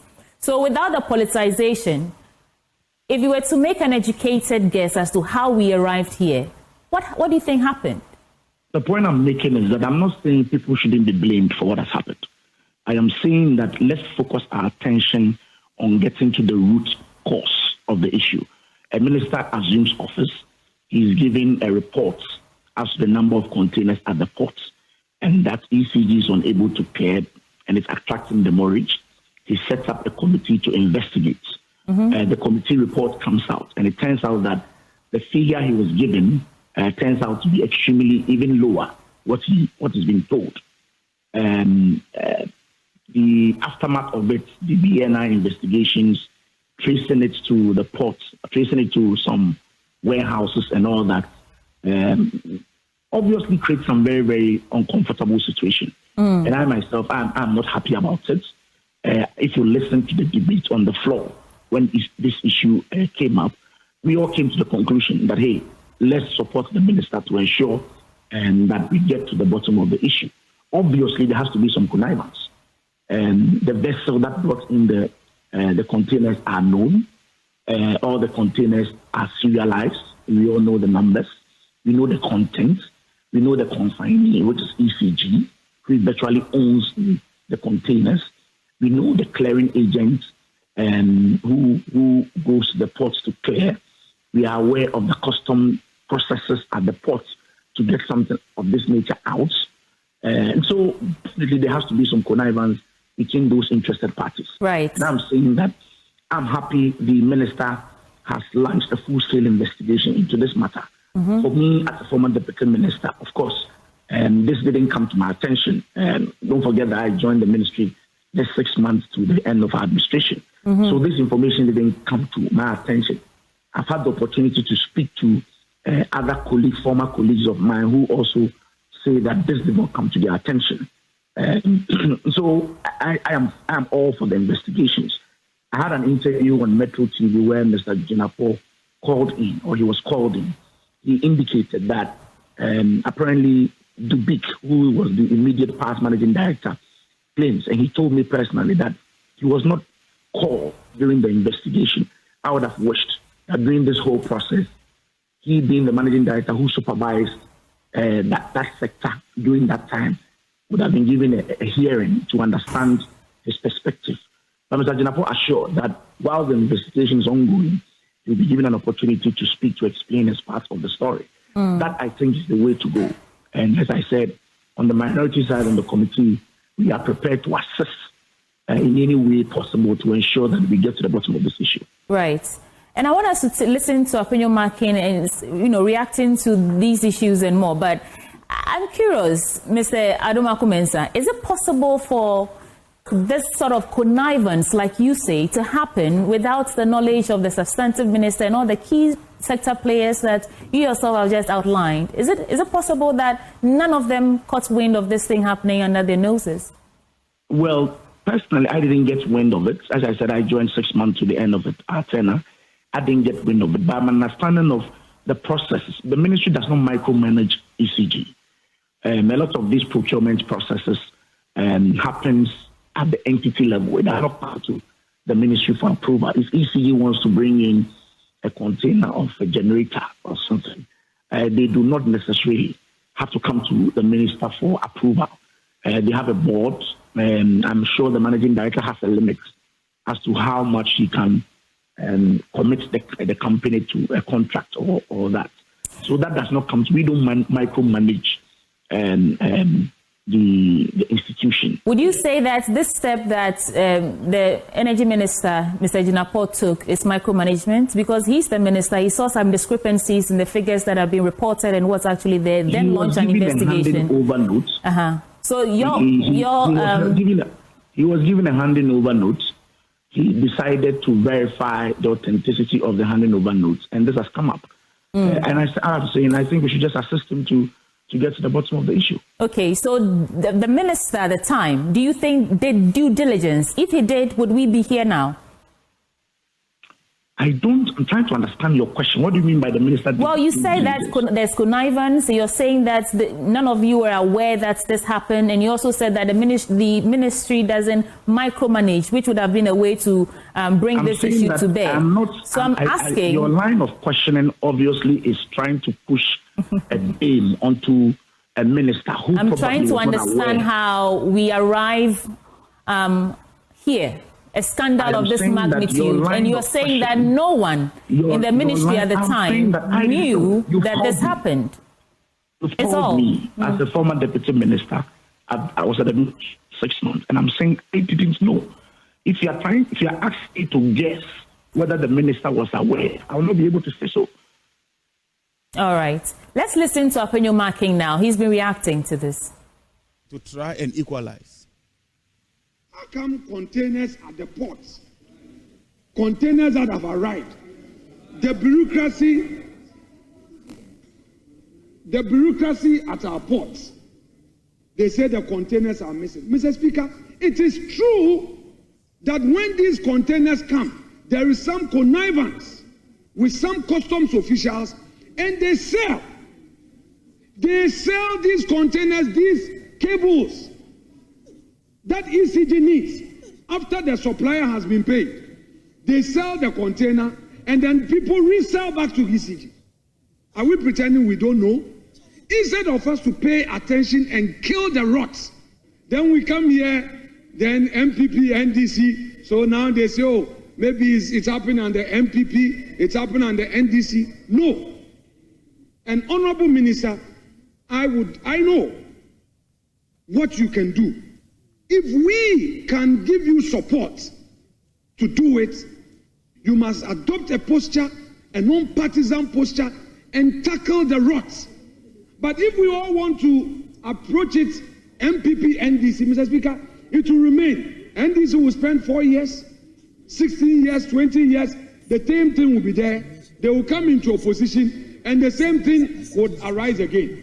Then the perpetrators will be there in the system. Mr. Speaker, today, Ghanaian businesses cannot sleep because there's a new government, whereas foreign businesses are surviving because their ambassadors will be protecting their businesses. Let me engage Mr. Col.Aboagye now. He's a procurement expert. Sir, thank you for joining the conversation. Now, this ECG scandal highlights some serious procurement failures. Really? Feel free to give me your initial reactions, but what I want to hear from you is what key procurement lapses you identified that's brought us here. It goes just beyond procurement, sadly. It's largely criminal. And beyond the crimes, it reveals the lack of legal awareness of the management of ECG. And also their lack of appreciation for corporate governance.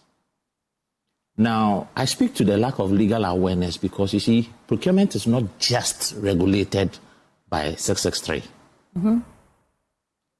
There's a gamut of laws that govern the process. And so procurement is not an event, it's a process. And there are a gamut of laws that come to play. So anybody who purports to be a procurement specialist should have the legal understanding of all these laws and when they become relevant or applicable. And it is obvious that this was lacking here. And that is why we find ourselves where we are. But at the heart of this is an orchestration, careful orchestration of crime. And the fact that they wanted the free rein to be able to perpetuate it. So they applied for a status that would give them the independence to perpetuate it. And it was rightly disapproved. And they went around other places to try and secure support from there. You're talking about their request for exemption to exactly. Commercial procurement practices. Now, I always say that the person who has done Ghana this service, not disservice, is a certain engineer who used to be at Ghana Highways, who was the one President Kufuor appointed to sit at the Public Procurement Board at the time as the chairman, who oversaw the crafting of this. His name has just escaped me. But that man understood procurement as if he has chatted. His name is not coming. Now, that provision in Section 15 was provided for because there are entities that are owned by government, but they operate in an environment which is competitive with the private sector. And so speed is essential. And the public procurement law, as it was passed in 2003, was very specific about the steps you have to take and the duration. And so to complete a complex procurement process, it could take you as long as 6 months. And you can't do that in a private environment competing with private companies. So that provision was made to enable state-owned businesses that were private operating in nature to not follow this bureaucracy, because then they would have lost out on every transaction. if they are competing with the private sector. For someone to say that because we are a limited liability company, so we are a private company, it just shows the person doesn't understand law. You should just go and read our Corporate Companies Act. You become a private company when ownership is not of the state, it's of private individuals. That's what makes you a private company. Which means ECG is bound by PPA, that Act 663. Yes, because it is 100% owned by the state. Right. And their explanation that they use internally generated funds, is it internally generated funds from their pockets? Right. It is from the public. It is public funds. So it is still a public organization that runs under the Public Financial Management Act. But even this is provided for in the 663. Right. So it just tells me that people do not understand what they do. That's a good point we should all think on. Lack of legal awareness. That's what you're saying. But let's listen to something else Afenyo-Markin has been saying to set the context for us to continue the conversation. ECG. I had the privilege of chairing the board in July. Because I'm a businessman, the first question I ask myself is that how can ECG award a contract? And when the contract is awarded, all the person does is deliver at the port, present bill of lading, and request for payment. I said, with the greatest respect, I don't want to use a word. This is Parliament. I was shattered. I said, how? And ECG would have to pay. So I realized that ECG was paying a lot of bills when they have not even had access to the goods. And when you ask them, I asked the procurement manager, director of procurement, a question. I said, why did he say, oh, chairman, this is the practice since. This is the practice. And they will bring you document. I listened to honorable member for Secondary, lawyer, you from Secondary, question meeting. And I am adopting his submissions as though they were mine. The time has come. This politics, somebody says MPP, NDC, it's a system problem that I will any day support this minister to embark on reforms. What's interesting is that on the back of this ECG, we know that ECG's procurement unit was merged with its housing and estates unit. And the investigative committee report revealed that the procurement director had no prior procurement experience.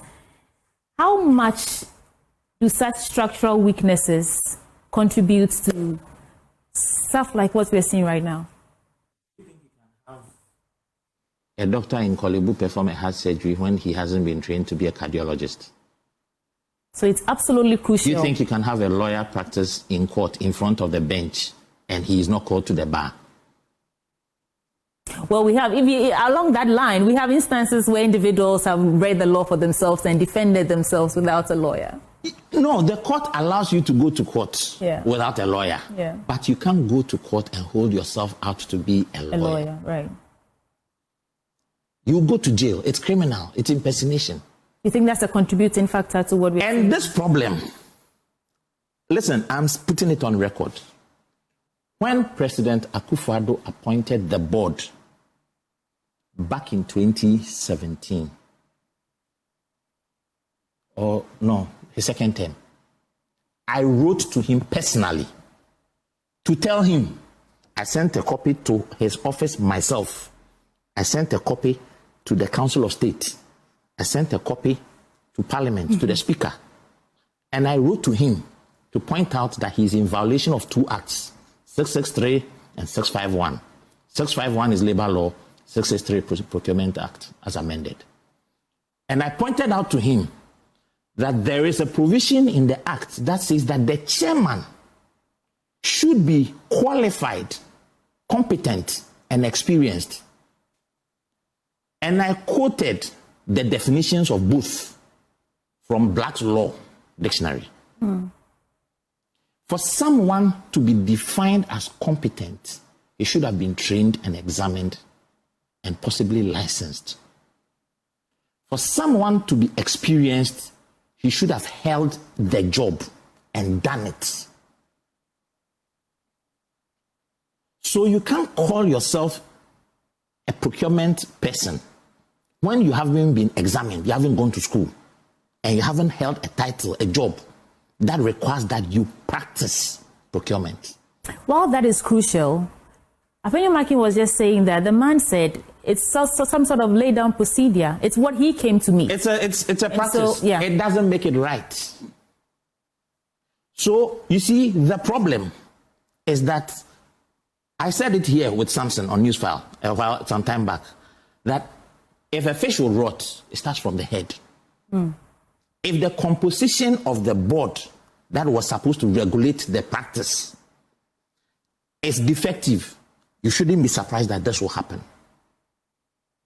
So your chairman at the time, Professor Mayor Kunfi, distinguished academic, he's a zoologist par excellence. He was a deputy minister, or he was a minister of education. He was, by virtue of being a minister of education, he's the head of procurement entity. And that is his only experience to procurement. Now, before I go to Colonel Festus Aboagye, procurement in state institutions often face political interference. Yes. Is this a result of what we are seeing right now? Listen, I'll be very honest with you. My colleagues in the private sector are always moot. And I have always worked in the private sector, worked with multinationals. So I know how to speak my mind. So I'm not afraid. That's why I am not afraid to sit here. My colleagues in the public sector can't. Because by the time they get out of this place, they have been transferred to Wali. Right. So it is difficult for them to come up against authority. You must be someone who is a stubborn cat like me to not be afraid of any authority, including the president of the land, to point out to him, a lawyer, that you are breaking the law. Because the three private practitioners who were supposed to be appointed to the board were not also procurement people. So out of the board, that has 4 people being nominated from government, the Ministry of Finance and Attorney Generals. The other 4 people were not fit to be there. The only person who possessed training and competency on that board was the chief executive, who at the time, he had been acting for 2 years and had not been confirmed. And I had to draw the president's attention that according to the provisions of 651, if the guy does 6 months in the job, he is deemed confirmed. So you not confirming him after 2 years either signifies 2 things. Either you don't trust that he has what it takes to do the job, or you are not sure of what you want to do. He was quietly confirmed. But then the people who were not supposed to be there were left there. And that is why we have all these issues. Let me go to Colonel Festus Aboagye. Some security experts argue that Ghana's ports suffer from high levels of corruption. And, that's what we are seeing, where goods can be cleared, illegally or illegally diverted, some lost without any connection. And I know that countries like Singapore, the UAE, have near zero cargo thefts due to advanced digital surveillance. Is it time for Ghana to explore those options to prevent corruption-related incidents like this?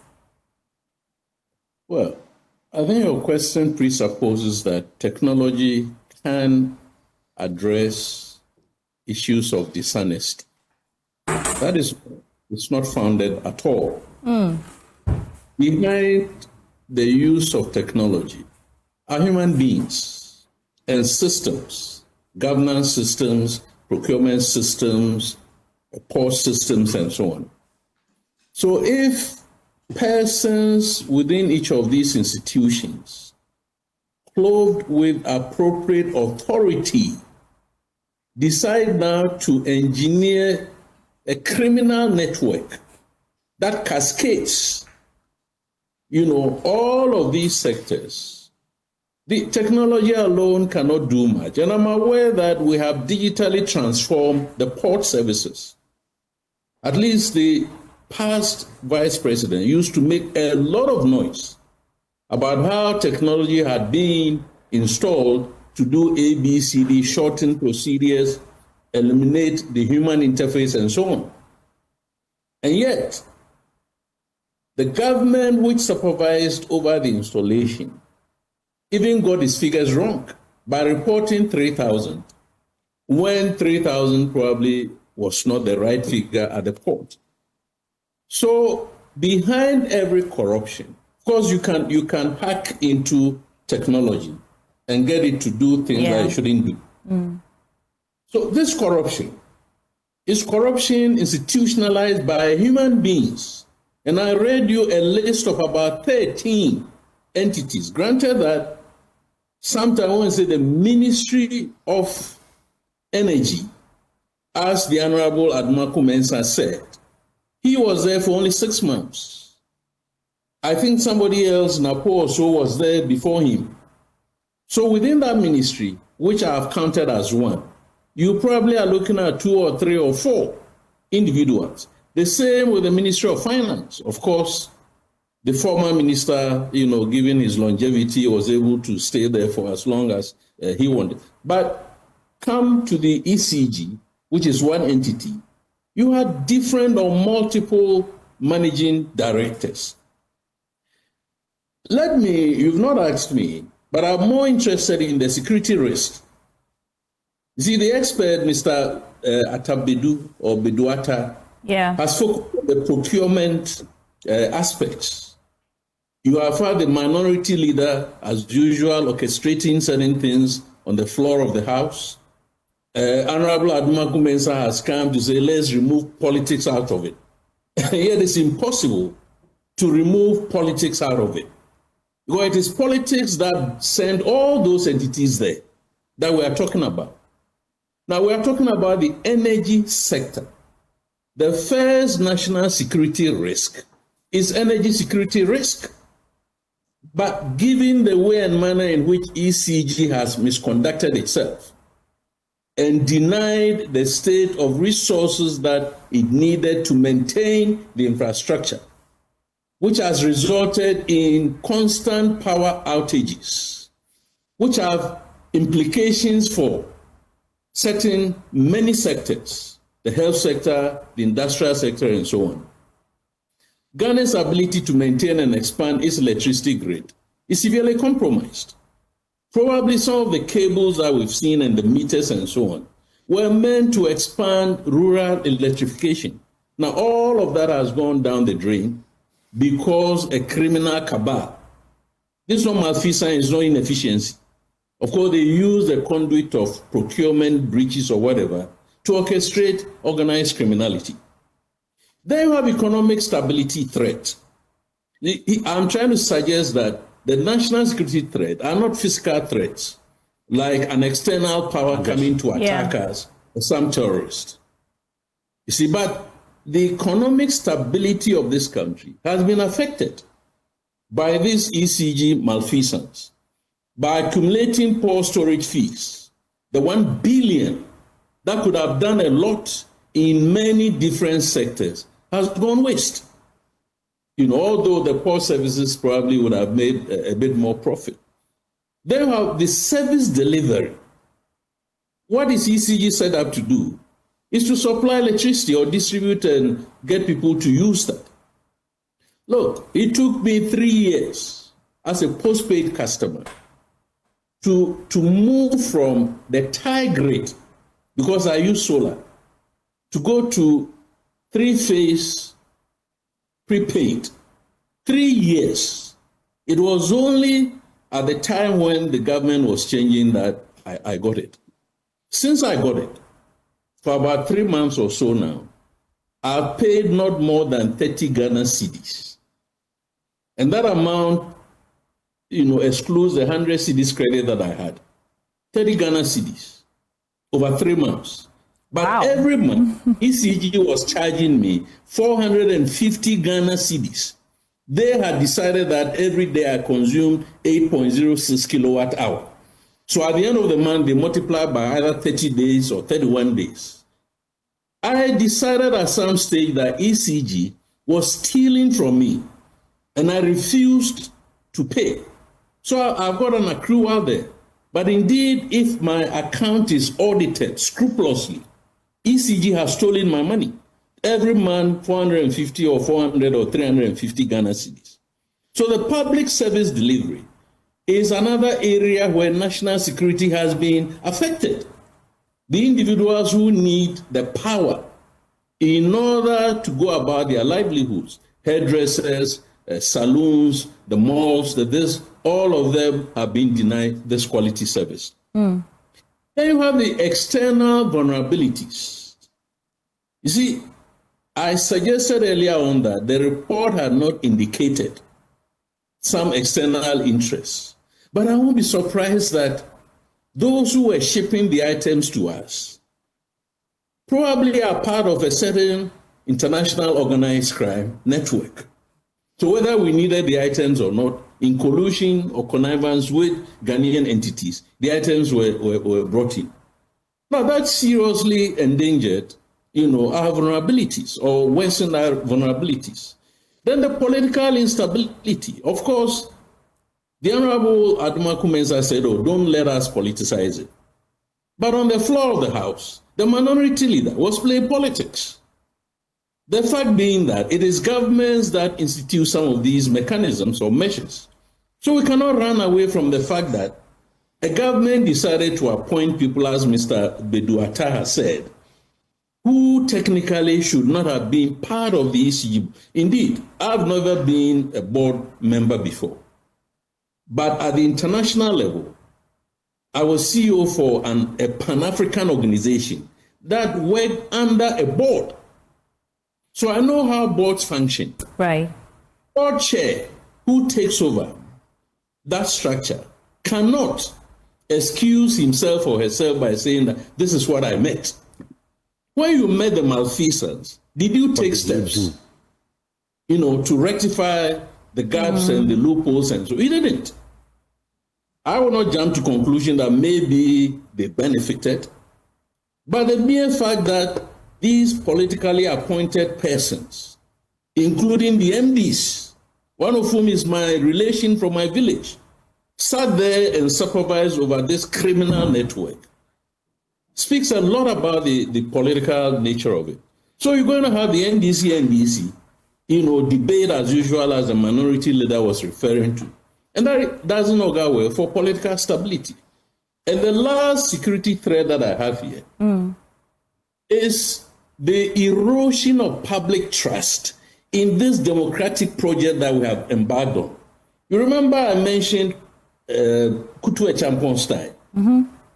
And how the mutinies and the revolutions came in and killed a number of people. Now, we know those Ghanaians, including myself, who say that we don't want coups and we don't want revolutions. But then the other side of the argument is, if you don't want coups and you don't want revolutions, how should you organize and practice your democracy? Colonel, I need to interject at this point. We have the minister online with us, Mr. John Abdullahi, Minister for Energy and Green Transition. Sir, thank you for joining the conversation. I would like to know what's the latest update on this missing ECG containers saga, please. Well, thank you very much. As you may be aware, some nationals have been arrested because of the long weekend. I believe they are still processing them. Next week, I'm sure they would arraign them before court. But if anything positive has come out of this expose, it is the fact that we keep receiving a lot of calls and intelligence from the general public about the whereabouts of these containers. Most of the factories and the warehouses where have uncovered these cables are as a result of Ghanaians, patriotic citizens who call in and out and offer information. And it does appear that this is very invasive. It's been going on for years, and the state has been shortchanged for quite some time now. And so I want to commend all those patriotic Ghanaians who keep calling us and giving us information. My vision is simple. I want all these containers and their content accounted for. I don't want to get into the political arena so much, even though it's important that we clarify the duration and the period and those who superintended over this mess. But my primary focus, my cardinal objective, is to get to the whereabouts of these containers and their content, retrieve them, and use them for their intended purpose. Today, the grid is not very stable. The distribution network, the slightest rainfall you get, the power keeps going out. Most of the system is overloaded. We need this equipment to inject into the system, stabilize power, and recover the money. We can't spend another round of money going to buy similar items when with some amount of effort, we can retrieve these items or their monetary value. And so that is my focus. But the last bit is that the law will take its course. And I'm sure that the law enforcement agencies have already written to the security agencies and the law enforcement agencies, NIB in particular, have written to them. And so they'll conduct a thorough investigation. And then those who are held liable, they'll be given the opportunity and their day in court. So will your ministry publish a full investigative report and the findings? Will you make it public? I've published this current investigation. No, you said that the NIB and some other agencies will be investigating. Oh, certainly. Okay. And I'm thinking I'll brief the president on Wednesday. Beyond this, I think that we need some experts, especially if we can get a former customs official, somebody who has worked at Gapoha before, maybe a very good, experienced clearing agent, those who understand how containers are received, how they are cleared from the port, those who understand the manifest and the serial numbers and all that. Right. I believe that if we have a 3 or 5 member team and they have the full record, they can trace how these containers got out of the port and where they ended. And then they can help the security agencies so that they collaborate together in order to get to the bottom of this matter. And that will be made known to everybody. Okay. We know that 14 nationals, individuals have been arrested. Has that number increased? I am in the constituency. As of today, I haven't gotten a full brief yet. Okay. But I know that the security agencies were pursuing some Indian nationals. The very last warehouse we went to, when we got there, all of them had bolted and they had locked the warehouses. But when you peep through, you can see a lot of these drums, the cables, with ECG on the wooden pallets. So I don't know whether they've apprehended them yet, but I know that the security agencies are on their trail and they are looking for them. So aside the 40 containers that you found, have you found any more, or just these cables that you saw at the other warehouse? Where? A lot of cables, because what they do is that when they take the container, they take the cables out of the container and then they go to Ashaman. When you use the motorway from Tema towards Accra, after the overhead, the Ashaman overhead, you would see on your right that there are a lot of containers parked there. And then you see a lot of wooden pallets bent beside the container. So they offload the content and they go there and just dump the container and then bend the wooden pallets to conceal their nefarious activities. So we've seen a lot of cables. Also, a lot of the cables have already been melted into aluminum rods. And so most of the factories we went to, you see a lot of cables stockpiled, but then you see a lot of aluminum rods already processed from these cables, yet to be exported. And because it's been going on for some time now, we need a very detailed work in order to get to the bottom of this matter. Right. Lastly, before you go, I want to pick your opinion on this. Do you think it's possible for us to de-link this scandal or scandals like these from politics? Or should I say partisan politics? That is my objective. I want to, in fact, if you listen to me very carefully, the very first day the report was presented to me, I did not even go into the timeline. I did not go into which political regime this whole thing started. It's only when our opponents attempted to engage in the unnecessary politicking and began to blame President Mahama and myself, and even MPs, particularly Reverend Nitim Fortio. And I thought he would have been quite objective. went on air and started attacking me and trying to hold me responsible for all these containers. Then we had to give the details that, look, it really started in 2019. It got worse in 2022, 2023, and 2024. I could have continued with this system because people are benefiting from it. But as minister, I thought that we have to stop it. And so I thought that all of us would have put the politics aside, encourage the minister to get to the bottom of this matter, publish the findings, and then whoever is held liable, the law courts will deal with that. But like you said, at least you in particular, you are focused on the main issue, and I commend you for that. Let's get to the bottom of this matter. Crime is crime. Let's deal with it. And then whoever is liable, let the law take its course.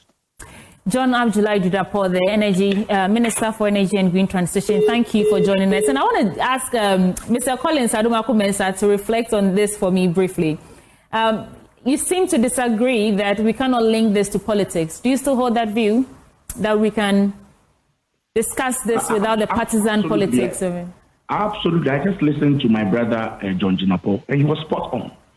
I mean, he said his focus is getting to the bottom of the issue and then punishing the perpetrators. And I support him wholeheartedly. And that was the point I was making earlier on. He mentioned Mr. Ntim Fojo. Personally, I have not listened to that particular soundbite from Mr. Ntim Fojo, but I don't have any reason to doubt my brother, John Jinapo.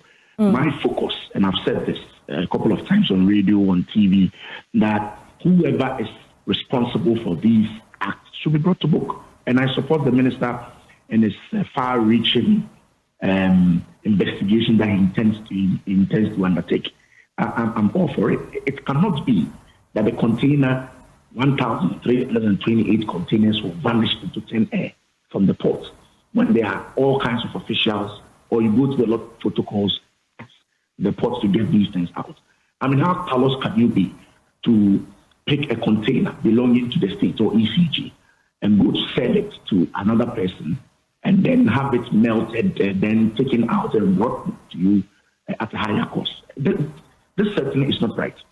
And I think the minister, as he said, he knows the timelines. There's nothing wrong if he decides to call the managers of the institutions during that period to seek their thoughts on these issues. And if he has to call the minister, call anybody, I'm sure all of us are ready to assist and tell him what about these issues. Sister, I am all for the investigation. Right. I think crime is crime. It has no political coloration. Of course, this country is so politically tensed. And so you hear one or two people trying to make political capital out of it. But by and large, the bottom line is that these acts cannot continue. And we should find a way of getting to the bottom of the issue and punishing the perpetrators. Well, thank you so much. Colonel, I want you to also reflect on this, the things that the minister said.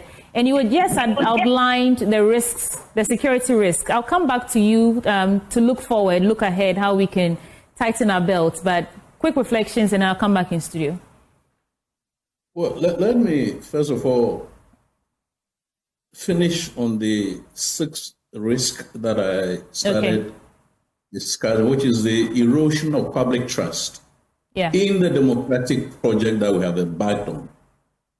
Because if the revolution came to, let me use the word kill, for far less than what is being corrupted now, and the advocates of democracy, the proponents of democracy, do not stand up to ensure that our democracy is healthy, then we might end up where we don't want to be.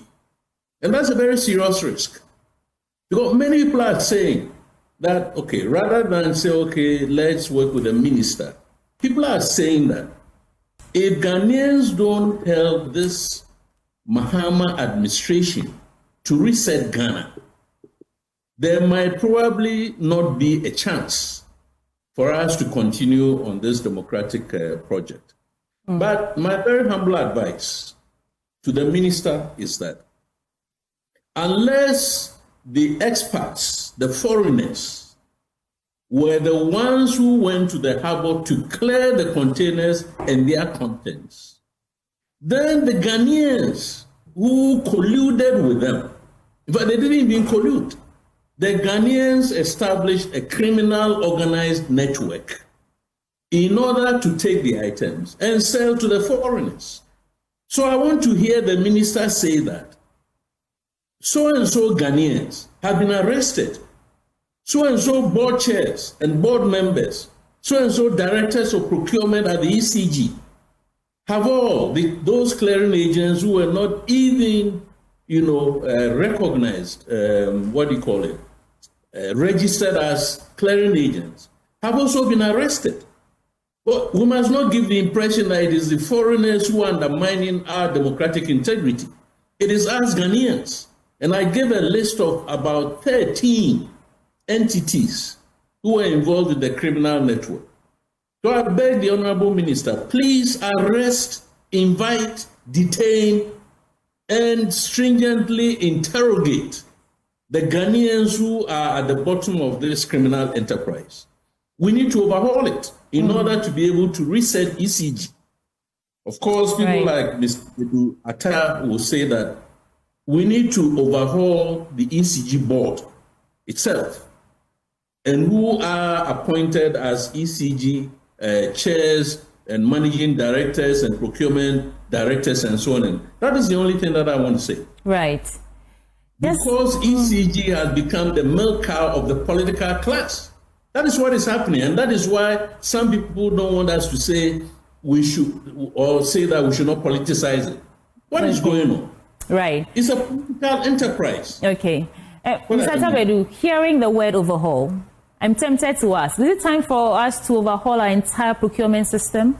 Or is corruption too deeply embedded that it won't even do anything for us?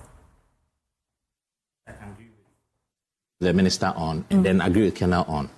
The first one is the fact that we need a full forensic. And that full forensic should start from, you see, the first thing that should beat your mind is, how come government's handing over no says 3,000? And then the Ghana ports says 2,500. What happened to the difference? Who gave which report which was wrong? We should go back to whoever gave that report to government for them to misinform. Hopefully the investigations exactly, that's what I'm saying, that we need a full forensics on it. Now, I have practiced in logistics, okay? So I spent 4.5 years running logistics for a multinational. So I was going to the port every day to do clearing.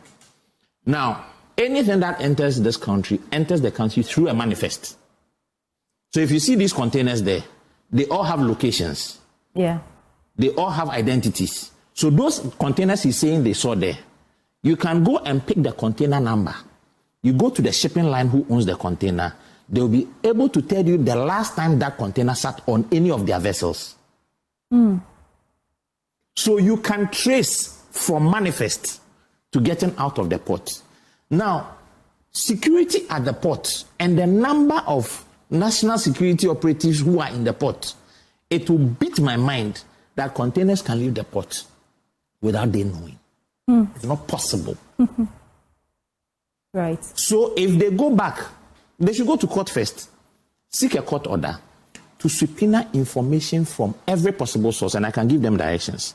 Every shipping line that brings a container in, every shipment that comes in goes through pre-shipment inspection. So they should subpoena information from all those pre-shipment agencies.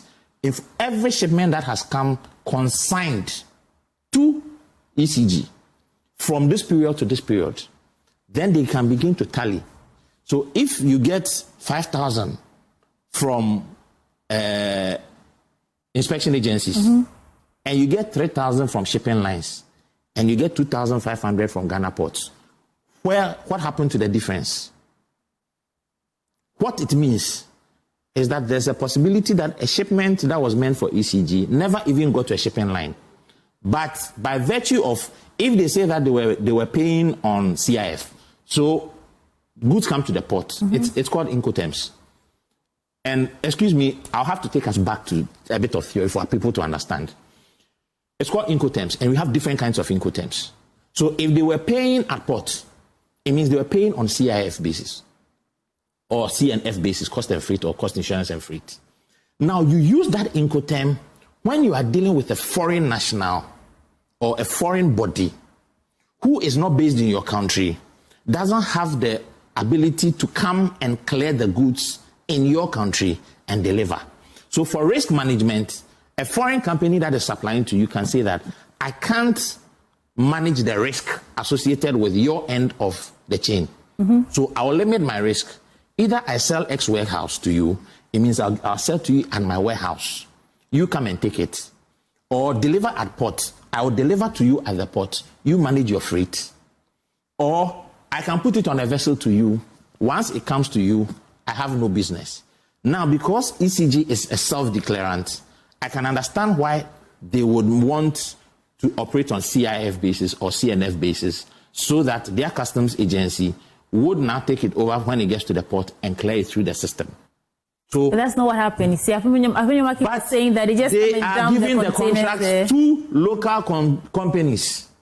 If you give it to a local company, why would you allow him to do CIF? Because when you do CIF, what happens is that if you are doing XWX or CIF, in order to do risk management, you should have inspected the goods probably at their premise before the containers were locked there to be sure of the quality that has come. So if you do CIF and you don't make provision in your contract that ownership will pass only when you have inspected and certified them to be correct or true before you pay, then yes, you can do CIF. But risk hasn't transferred yet. Risk will transfer when you have inspected. If you are specific about that in your contracting, that's why I'm saying that there are so many gaps in the legal awareness of that place. Because then you use contracts to manage risks. So what happened? Now, this will happen if you put somebody who is not a trained procurement person in charge of procurement. All right. We have a practice bill that is sitting in Parliament. It was supposed to have been passed by the last Parliament. They didn't pass it. I want to implore Abu, since he is in Parliament, one of the first things to do is to push for that practice bill to be passed. If it is passed, just like lawyers, just like accountants, if you are not chartered, if you are not trained, you can't head a procurement entity, you can't head a procurement unit. And that begins the overhauling. Thank you. Let's listen to Edem Senanu now, Citizens Movement Against Corruption. Edem, thanks for joining us. And I'm hearing from you for the first time, so feel free to give me your initial reaction. But it looks like this ECG scandal is following a particular pattern where public funds are spent, but either the goods don't arrive or they go missing. What does this saga reveal about the menace of corruption in Ghana and where we are in the fight? Well, unfortunately, it suggests to us that we have a criminal enterprise. Some of your guests have said it's too systematic. So on one hand, there's a systematic failure of our monitoring and supervisory systems, our accountability systems, because the magnitude of the nature of this case, for example, tells you that you can't have one individual at one level. There had to be various players facilitating this gargantuan loss of containers. And that's extremely worrying. I like what Mr. Atabedu was just saying, that, look, let's start from where the supervisory arrangement should be. Who heads procurement? How is that system being organized? How is it being monitored to ensure that we do the right thing? And it is frightening. It's frightening because the numbers we are talking about here are not, if you had just one or two. And that's being repeated in the cases coming up over a certain period, thousands of containers. How does that happen? So in my mind, really, we've got to think through what allowed us to get to this point. And what checks and balances can we put in place to strengthen what exists such that it does not repeat itself? If it's purely a procurement thing, then that's fine.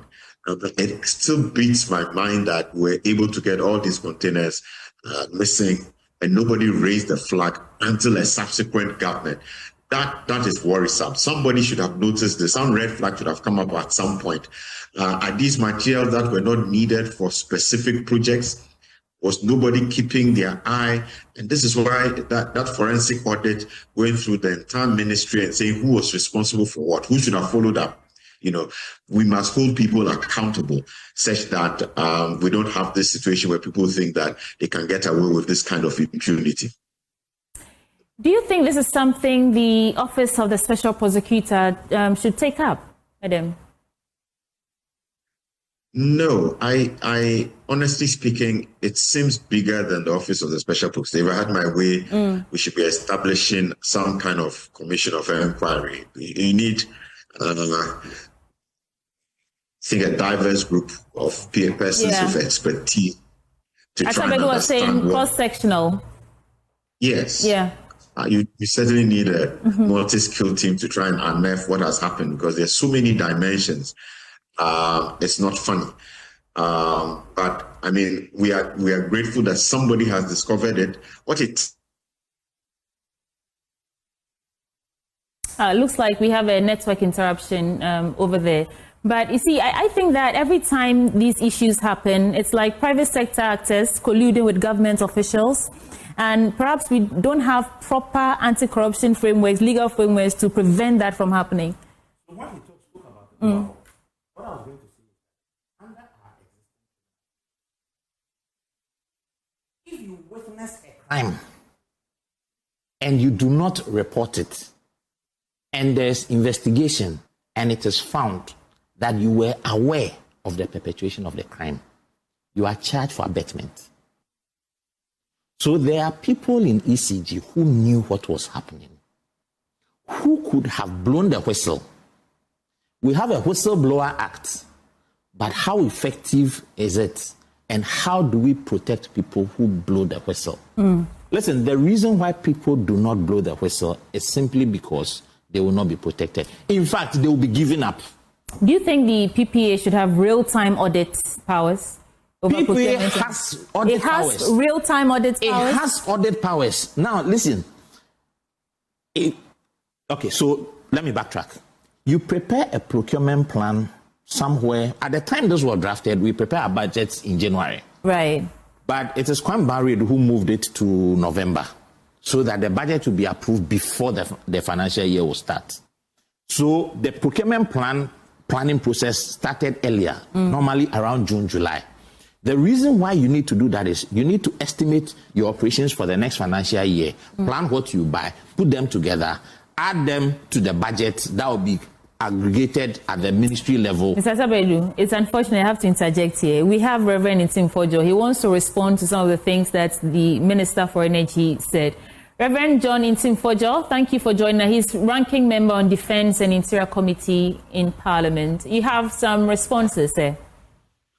Yeah, thank you very much, Susie. I've just heard from your show, the Minister for Energy, Honorable John for inviting me into this conversation and accusing me falsely for lumping blames on him and lumping accusations on him. I must put it on record. My concern is just like the concern of an ordinary Ghanaian. No one is doing politics with this issue. This is one of the biggest scandals Ghana has ever recorded. Over $700 million in equipment and accessories of ECG missing. It begs a lot of questions. My concern is that I, being in opposition, cannot undertake, I don't have any gravitas to lead any investigation in prosecuting perpetrators. They are in government. NDC is in government. So it is only tenable that we call on them to deploy every state apparatus that is available to them in investigating how over 1,300 containers can fly, can suddenly disappear, can run without a trace in a port where it is organized. There are systems to monitor, when containers got in, who imported them, who cleared them, which agents handled it, which custom officials handled those logistics. And even if vehicles, trucks came to offload them, there are waybills and there are documents and tracking systems that can easily unravel this mystery. And so calling on the minister and the government to bring the perpetrators to book is not doing politics with it. Because we do not know whether the perpetrators within ECG, Ministry of Energy, Customs, and all other It's a whole criminal syndicate. This is a criminal syndicate, and we want everyone unraveled and prosecuted. All right. But most importantly, we want the containers retrieved. We want the 700 million. I think we are all on the same. We are all on the same wavelength, because that's what the minister was also saying. We are all looking to retrieving the containers or the value for money. Thank you so much, Reverend Johnny Timfojo. That's our time, unfortunately. Right, and we have to wrap up. So unfortunately, I'll give you the final word. I know there's a lot you want to get into, but find a way to make it very brief for us in 1 minute summary. Where else does the backstop? The buck stops with the managing director. Point 5, paragraph 5 of the summary of the findings said that the director of procurement, premises and estate also suggested that this pressure and influence was from the then managing director. So there is no hand at this moment being pointed to any politician. It is the managing director. And the managing director is the head of the procurement entity. So even the head of the procurement unit, which is this director here, that defers to him. And if they, somewhere along the line they say that they broke the orders into thresholds that fall within the manager's approval limit, this is where it goes against what their procurement planning will be. Because in your procurement planning, you can't break them in the plan. You have to aggregate them. And once they had aggregated them, this thing should have gone to the Central Tender Review Board, which none of this, if you look at the amount involved, they should have gone to the Central Tender Review Board. So PPA itself went to sleep. That there is Mr. Kobina Atabedu. Are you Atabedu or Beduata? Atabedu. Because I had Colonel call you Atabedu. He confused it. We also spoke to Colonel Col.Aboagye, security analyst. We spoke to Edem Senanu, Citizens Movement Against Corruption, of course, in studio, Mr. Kobina Atabedu. And on phone, we spoke to Collins Adomako-Mensah, his former Deputy Minister for Energy. And we also spoke to the Minister for Energy and Green Transition, John Abdullahi Jinapor. And finally, we spoke to Reverend John Timfojo, the ranking member on Defense and Interior Committee in Parliament. Thank you all so much, gentlemen, for helping us put this issue in perspective. Before we go, though, I have a question. Every year, thousands of Ghana's brightest minds seek better prospects abroad, leaving a gap in our workforce. So how can Ghana inspire its talent to stay? Let's join David Ofosu-Dorte, Professor Mary Setrana, and Her Excellency Dr. Amina Gurib Fakim, former President of Mauritius, at the 12th edition of the Ishmael Yamson and Associates Business Roundtable to discuss managing the talent exodus, leveraging private-public partnerships for growth. This is happening on 7th May 2025 at Labadi Beach Hotel. Starts at 9 a.m. sharp. To register your attendance, text your name and organization to this number, 0530-117-202, or send an email to info@ieyamson.com. We'll be back with more on the AM show, brought to you by Waylead Properties. 1999. So for most of my life, the Ghanaian currency has looked just like this. But before these designs, our trade system went through many transformations, from the days of barter trade to using pounds, shillings, and eventually cedis and pesos. Each stage tells a story of our nation's journey. On our Ghana Man series today, I'm here as the Artists Alliance Gallery to explore the evolution of our money. What changed? Why? And how has it shaped our economy? Come with me.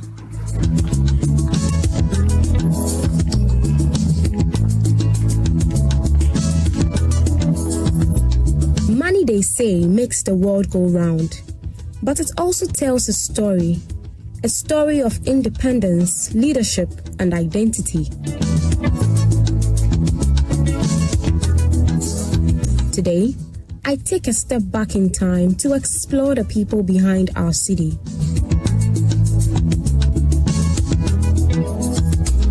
I have come to meet Miodoy Glover.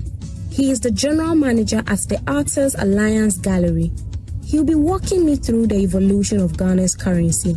So we have most of the old currencies here, as far as that of the pound to the present stage.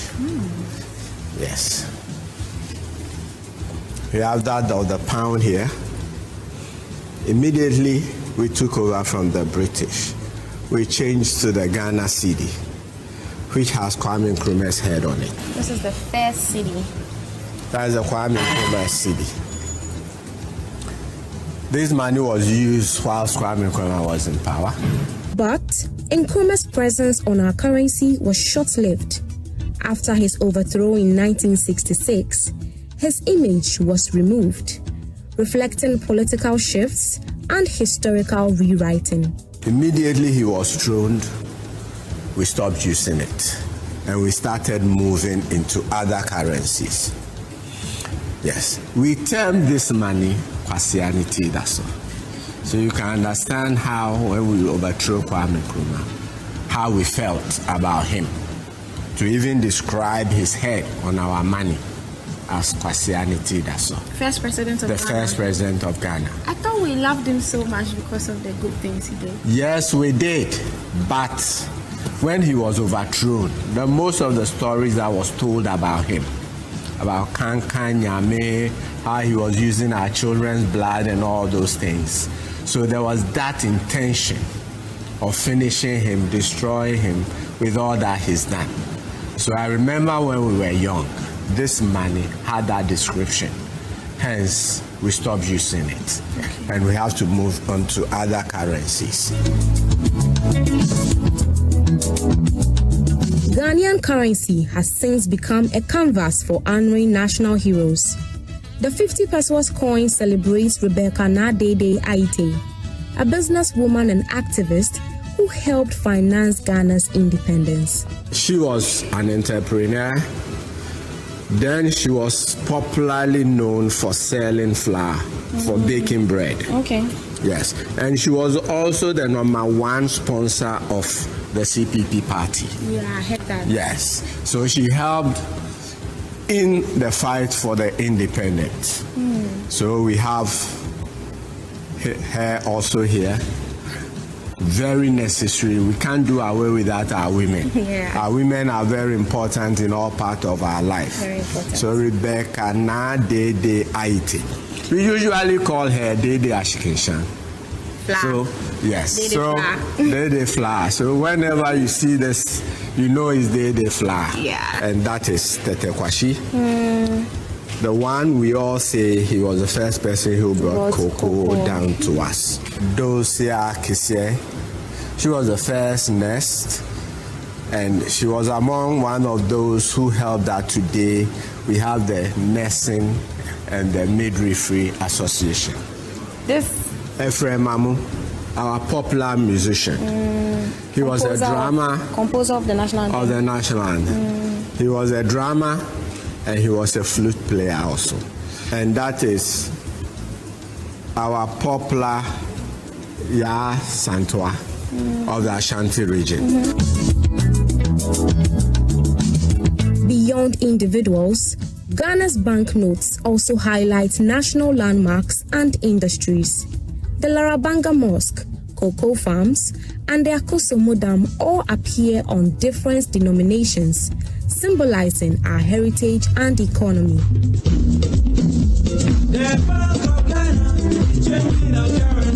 A major currency change came in 2007 under President John Kufuor, when the Bank of Ghana restructured the cedi, removing 4 zeros. The 10,000 cedi note became today's 1 cedi. The 10,000 cedis, which we had once used, that's a 10,000 cedis. And that is our cedi today. And just like the same also, our 2 cedis is also the 20,000, which we had once before used. So today when we change our dollar at the rate of 16 cedis, let's remember and don't forget to add the 4 zeros to know what we're actually doing. Through every redesign, Ghana's currency has remained a reflection of its history, struggles, and triumphs. But one thing remains constant. It is simply the cedi, not the Ghana cedi. Now, most of the time when we are writing our money, we say Ghana cedi. I wonder which one was the cedi and which one was the Ghana cedi. But it has always been the cedi throughout. So let's all remember to maintain the name cedi and forget about the name Ghana cedi. But how did the name cedi come about? We've used a lot of things as money. We've used the shells. We've used the beads. Our present money, cedi, is the name of a shell. The cowries. The cowries. Cedi. Okay. And we today use it as our money. Yeah, so that tells you that the cedi was once our money. So the name cedi comes from the word cedi. Okay. Yes, cedi is a shell. Where we used, and it's still in existence, although it's no more in use. Now we used to decorate our hair. Yes, you use it for various things, as necklace and all that. Yes, but they were once very important to us. And then we use beads also as money once. How were all those things regulated? Because anyone can have a bead. You need to be of those days to understand. Wow. From political icons to national landmarks, Ghana's currency carries a legacy beyond its value. The next time you hold a cedi note, take a moment to appreciate the story it tells. My name is Adobia Asare for Joy News, Accra. The Bank of Ghana is changing our currency. Madam, today you're not on the floor. No, right? You're looking bad yourself. Thank you. Come Lafia. Lafia, lo. Alhamdulillah. What do I call you today? Hajia Jakiatu or what's the I think Hajia Jakiatu for today. Great. Appreciate. Well, happy Eid Mubarak to our Muslim brothers and sisters. Rise and shine, beautiful people, is our time of the morning where we dive into the world of the wild and wonderful place of social media. That's right. If it's trending, if it's buzzing, if it's making people double tap like crazy, we've got it right here for you. And of course, from viral videos to the most hilarious meme that have the internet on chokehold, remember, nothing escapes our radar. Welcome to your favorite social media segment. I'm Jacqueline and Smile. But well, of course, today I'm Hajia Jakiatu doing this with perhaps Alhaji Derek Elam Ashilevi. And of course, trust us that today's lineup is juicier than your Friday or Sunday jollof. Because Charlie, today we are eating the Songo rice. The Songo stew is different. Of course, we'll give you all the gist right here. Moving on to today's story, the first one is one that we all heard about. Of course, not a too pleasant one. It's the story of the heavy rains that fell sometime Tuesday. Yeah, that was Tuesday. Yeah. And shockingly, I mean, where I live, Ablekuma, it was dry. Like, when I and of course, my area too was very dry. So when I came to Accra, I'm told that billboards are falling. Yes, not industrial area falling all over. I mean, the whole street. I was there with Hannah to report the whole street from industrial area, all the big billboards falling. Those that haven't fallen, it was just waiting for just a small wind for it to fall off. Yeah. And when you go to the ANC Mall, one of their carports, which had a lot of cars. Yeah. ANC Mall, the area is a very rich neighborhood, so you can guess the car that perhaps were parked. Yeah. It collapses and breaks on the cars. And everybody's wondering, is ANC Mall going to, cater for that? But of course, the visuals you've seen currently is our next story. We'll get to that, which is the earthquake. One of the most shocking, of course, with a magnitude of 7.7. Yeah. It's one of the heaviest to have hit Myanmar, I'm told, in some parts of Thailand. But before that, let's see what social media has got to say about the stormy rains. Yes. So on Tuesday, a lot of people were talking about it. First comments, Kwabena the Drum Tech says that Manager Bokakesie, that's ANC. And the second comment says that there are heavy solar panels on the car shelled.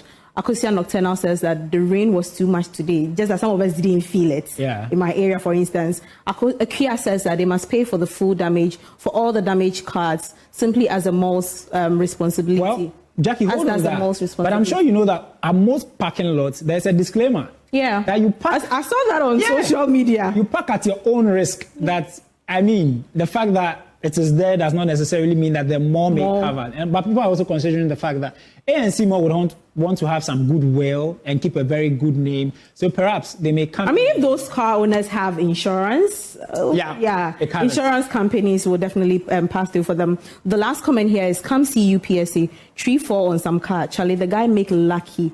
pass. Charlie. Yes, it was crazy on Tuesday. The rains, very devastating. And let's move on to our next story. It's a story that we are all not excited about. And of course, we don't like to be the bearers of, bad news. But shockingly, in some parts of Thailand, Bangkok, and Myanmar, I'm told, is a very heavy earthquake with a magnitude of 7.7. Probably the heaviest to have hit after a century, and it's got high-rise building crashing and crumbling down. Watch this video. We'll bring you the comments after that.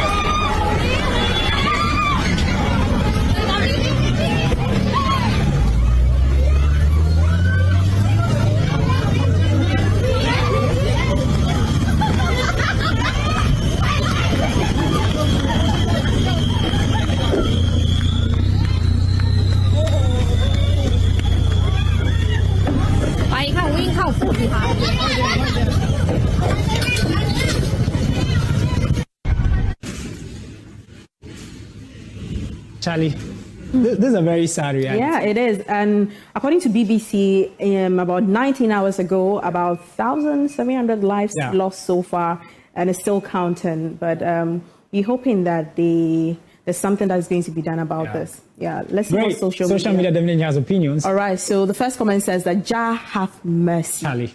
And the second one is, this is natural disaster, not that flooding we had in Ghana through our own irresponsible behavior. Jackie, hold for me right there. It makes so much sense. Yeah. Like, this one is natural. Nobody orchestrated it. But in our motherland, choke our gutters. We choke our gutters. One of the shocking phenomena that always busts my brain is, it is only in Ghana that it will rain. The gutters will be full. We'll dig out the sand and put it right by the gutter. It rains and it goes back to it. That's the whole I'm a dream. I'm in tears here. Sweetie, you have lived in Ghana for so long. What do you make of, the case that in some places, like the Thailand earthquake, it's a natural disaster. But in Ghana, Charlie, sweetie, I'm listening to you. In the end, we shall see all these things play out, guys. That's all I have to say, because we are Ghana. This is what we do. Wow. Jackie, run through it. And this Lim Prince says, the Time Prince says that, so sad. And the next comment says that in Africa, we have no natural disaster except the governments. Africa is the paradise God created on earth. But I can't, it's an insult there. On the part of the leaders, we wallow in places that are plunged in all sorts of disasters.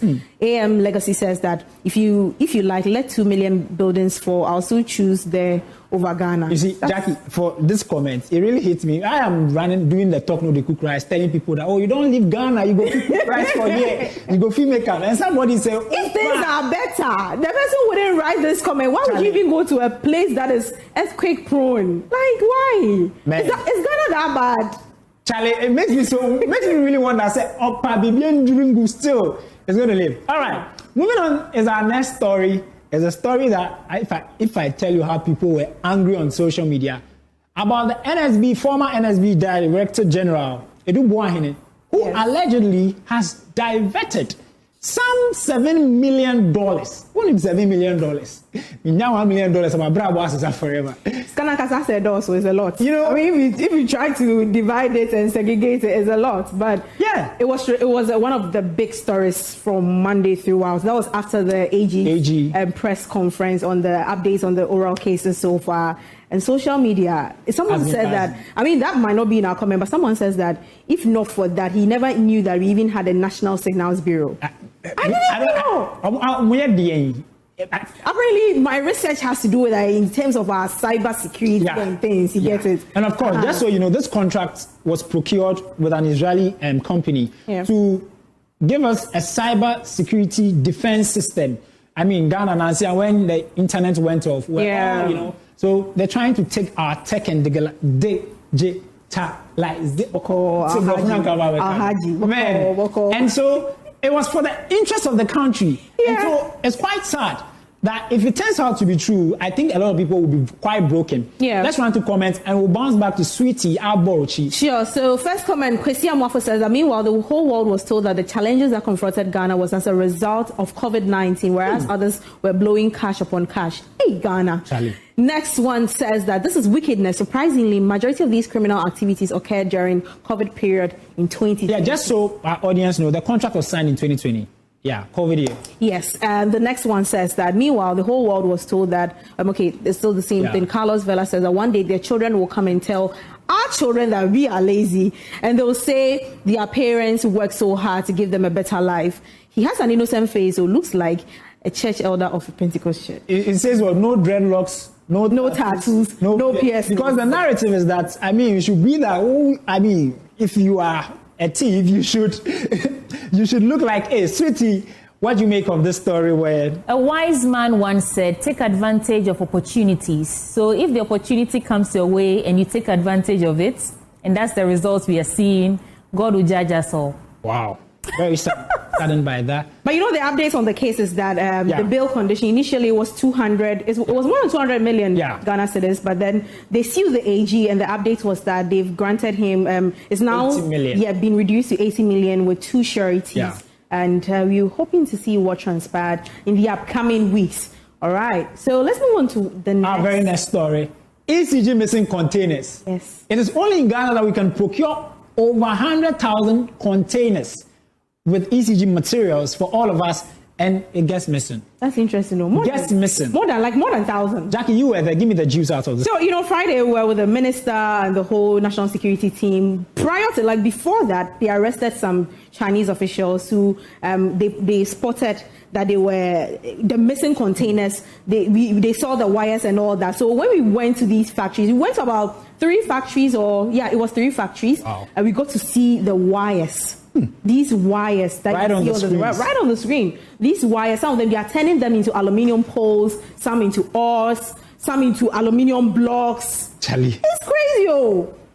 And sometimes when they take the container, they take some of the things out. So they found some of the containers with nothing inside. Some of them, so they found some of the stuff in the containers, but missing stuff, wires, meters, and all that. And social media has been reacting to this. Let's see. So Jude says that no wonder my village doesn't have electricity. Our cables are probably here or melted already. So unpatriotic. When they finally raise such miscreants, let not Afenyo do a presser. I know, right? Ambassadors of poverty. This is pure wickedness to the highest call. The culprits must be jailed forever. Before I continue, Ambassadors of Poverty. It's a poem. It's a poem that I read in school. One of the 12 poems I read in school. Wow. And I wish I could recall some of the lines that Ambassadors of Poverty, I mean, are the corrupt masters of, should I read it out? You should read it for me. Okay, so Ambassadors of Poverty. By POC Ume. We don't have so much time, but Great. Definitely. And Kingsley, so moving on, there are other comments to that. Let me read this last one before we go. Feel like crying. How can people sit to dupe and rape the state in this wicked manner? How? Enemies of the state and a lot more. So it's so sad. But next to what the next and this is going to be our very last one, which is a very sad one. A Nigerian boxer had a bout in Ghana, and in the course of the fight, lost his life.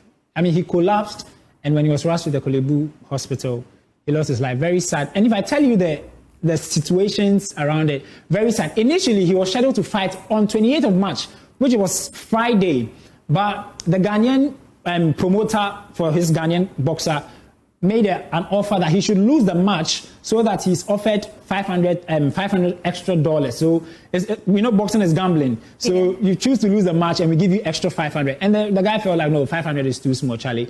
Give us a better offer. Wait, 500 or Ghana cedis?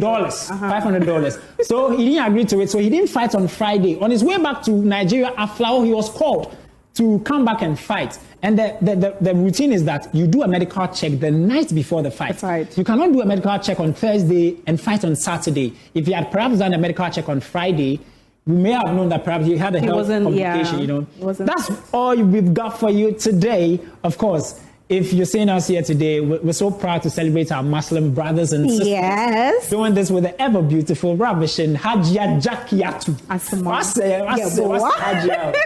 just want to say a very big thank you to the Zachariah family, Megdad Zachariah, Hakim Zachariah, and Ubaida Zachariah for my outfit, putting me on. Sweetie, crossing over back to you. Take it away. Hajia Jakiatu said to read out a bit of this for you. So ambassadors of poverty are the corrupt masters of the economy with their head abroad and their anus at home. But this is a way of celebrating our Muslim brothers and sisters. Happy Eid al-Fitr. Enjoy.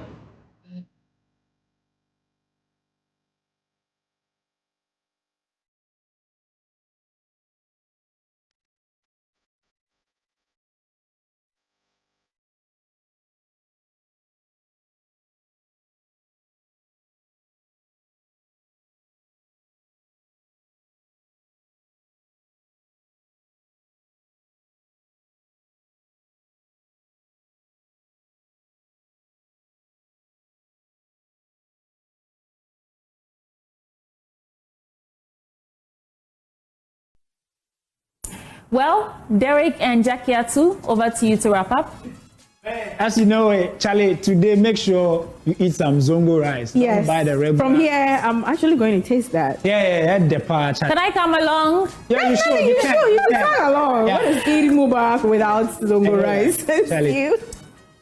Well, so before we go, a gentle reminder that we are wrapping up the AM show, but we're leaving you with Ghana Grows Changing Narratives, brought to you by MasterCard Foundation in collaboration with Springboard Roadshow. But this dedication going out to Prince Niama Ayite at Choko Presby. It says, may God continue to be great and may you continue to be great and successful from your brother-in-law, Emmanuel at Multimedia. Thank you all so much.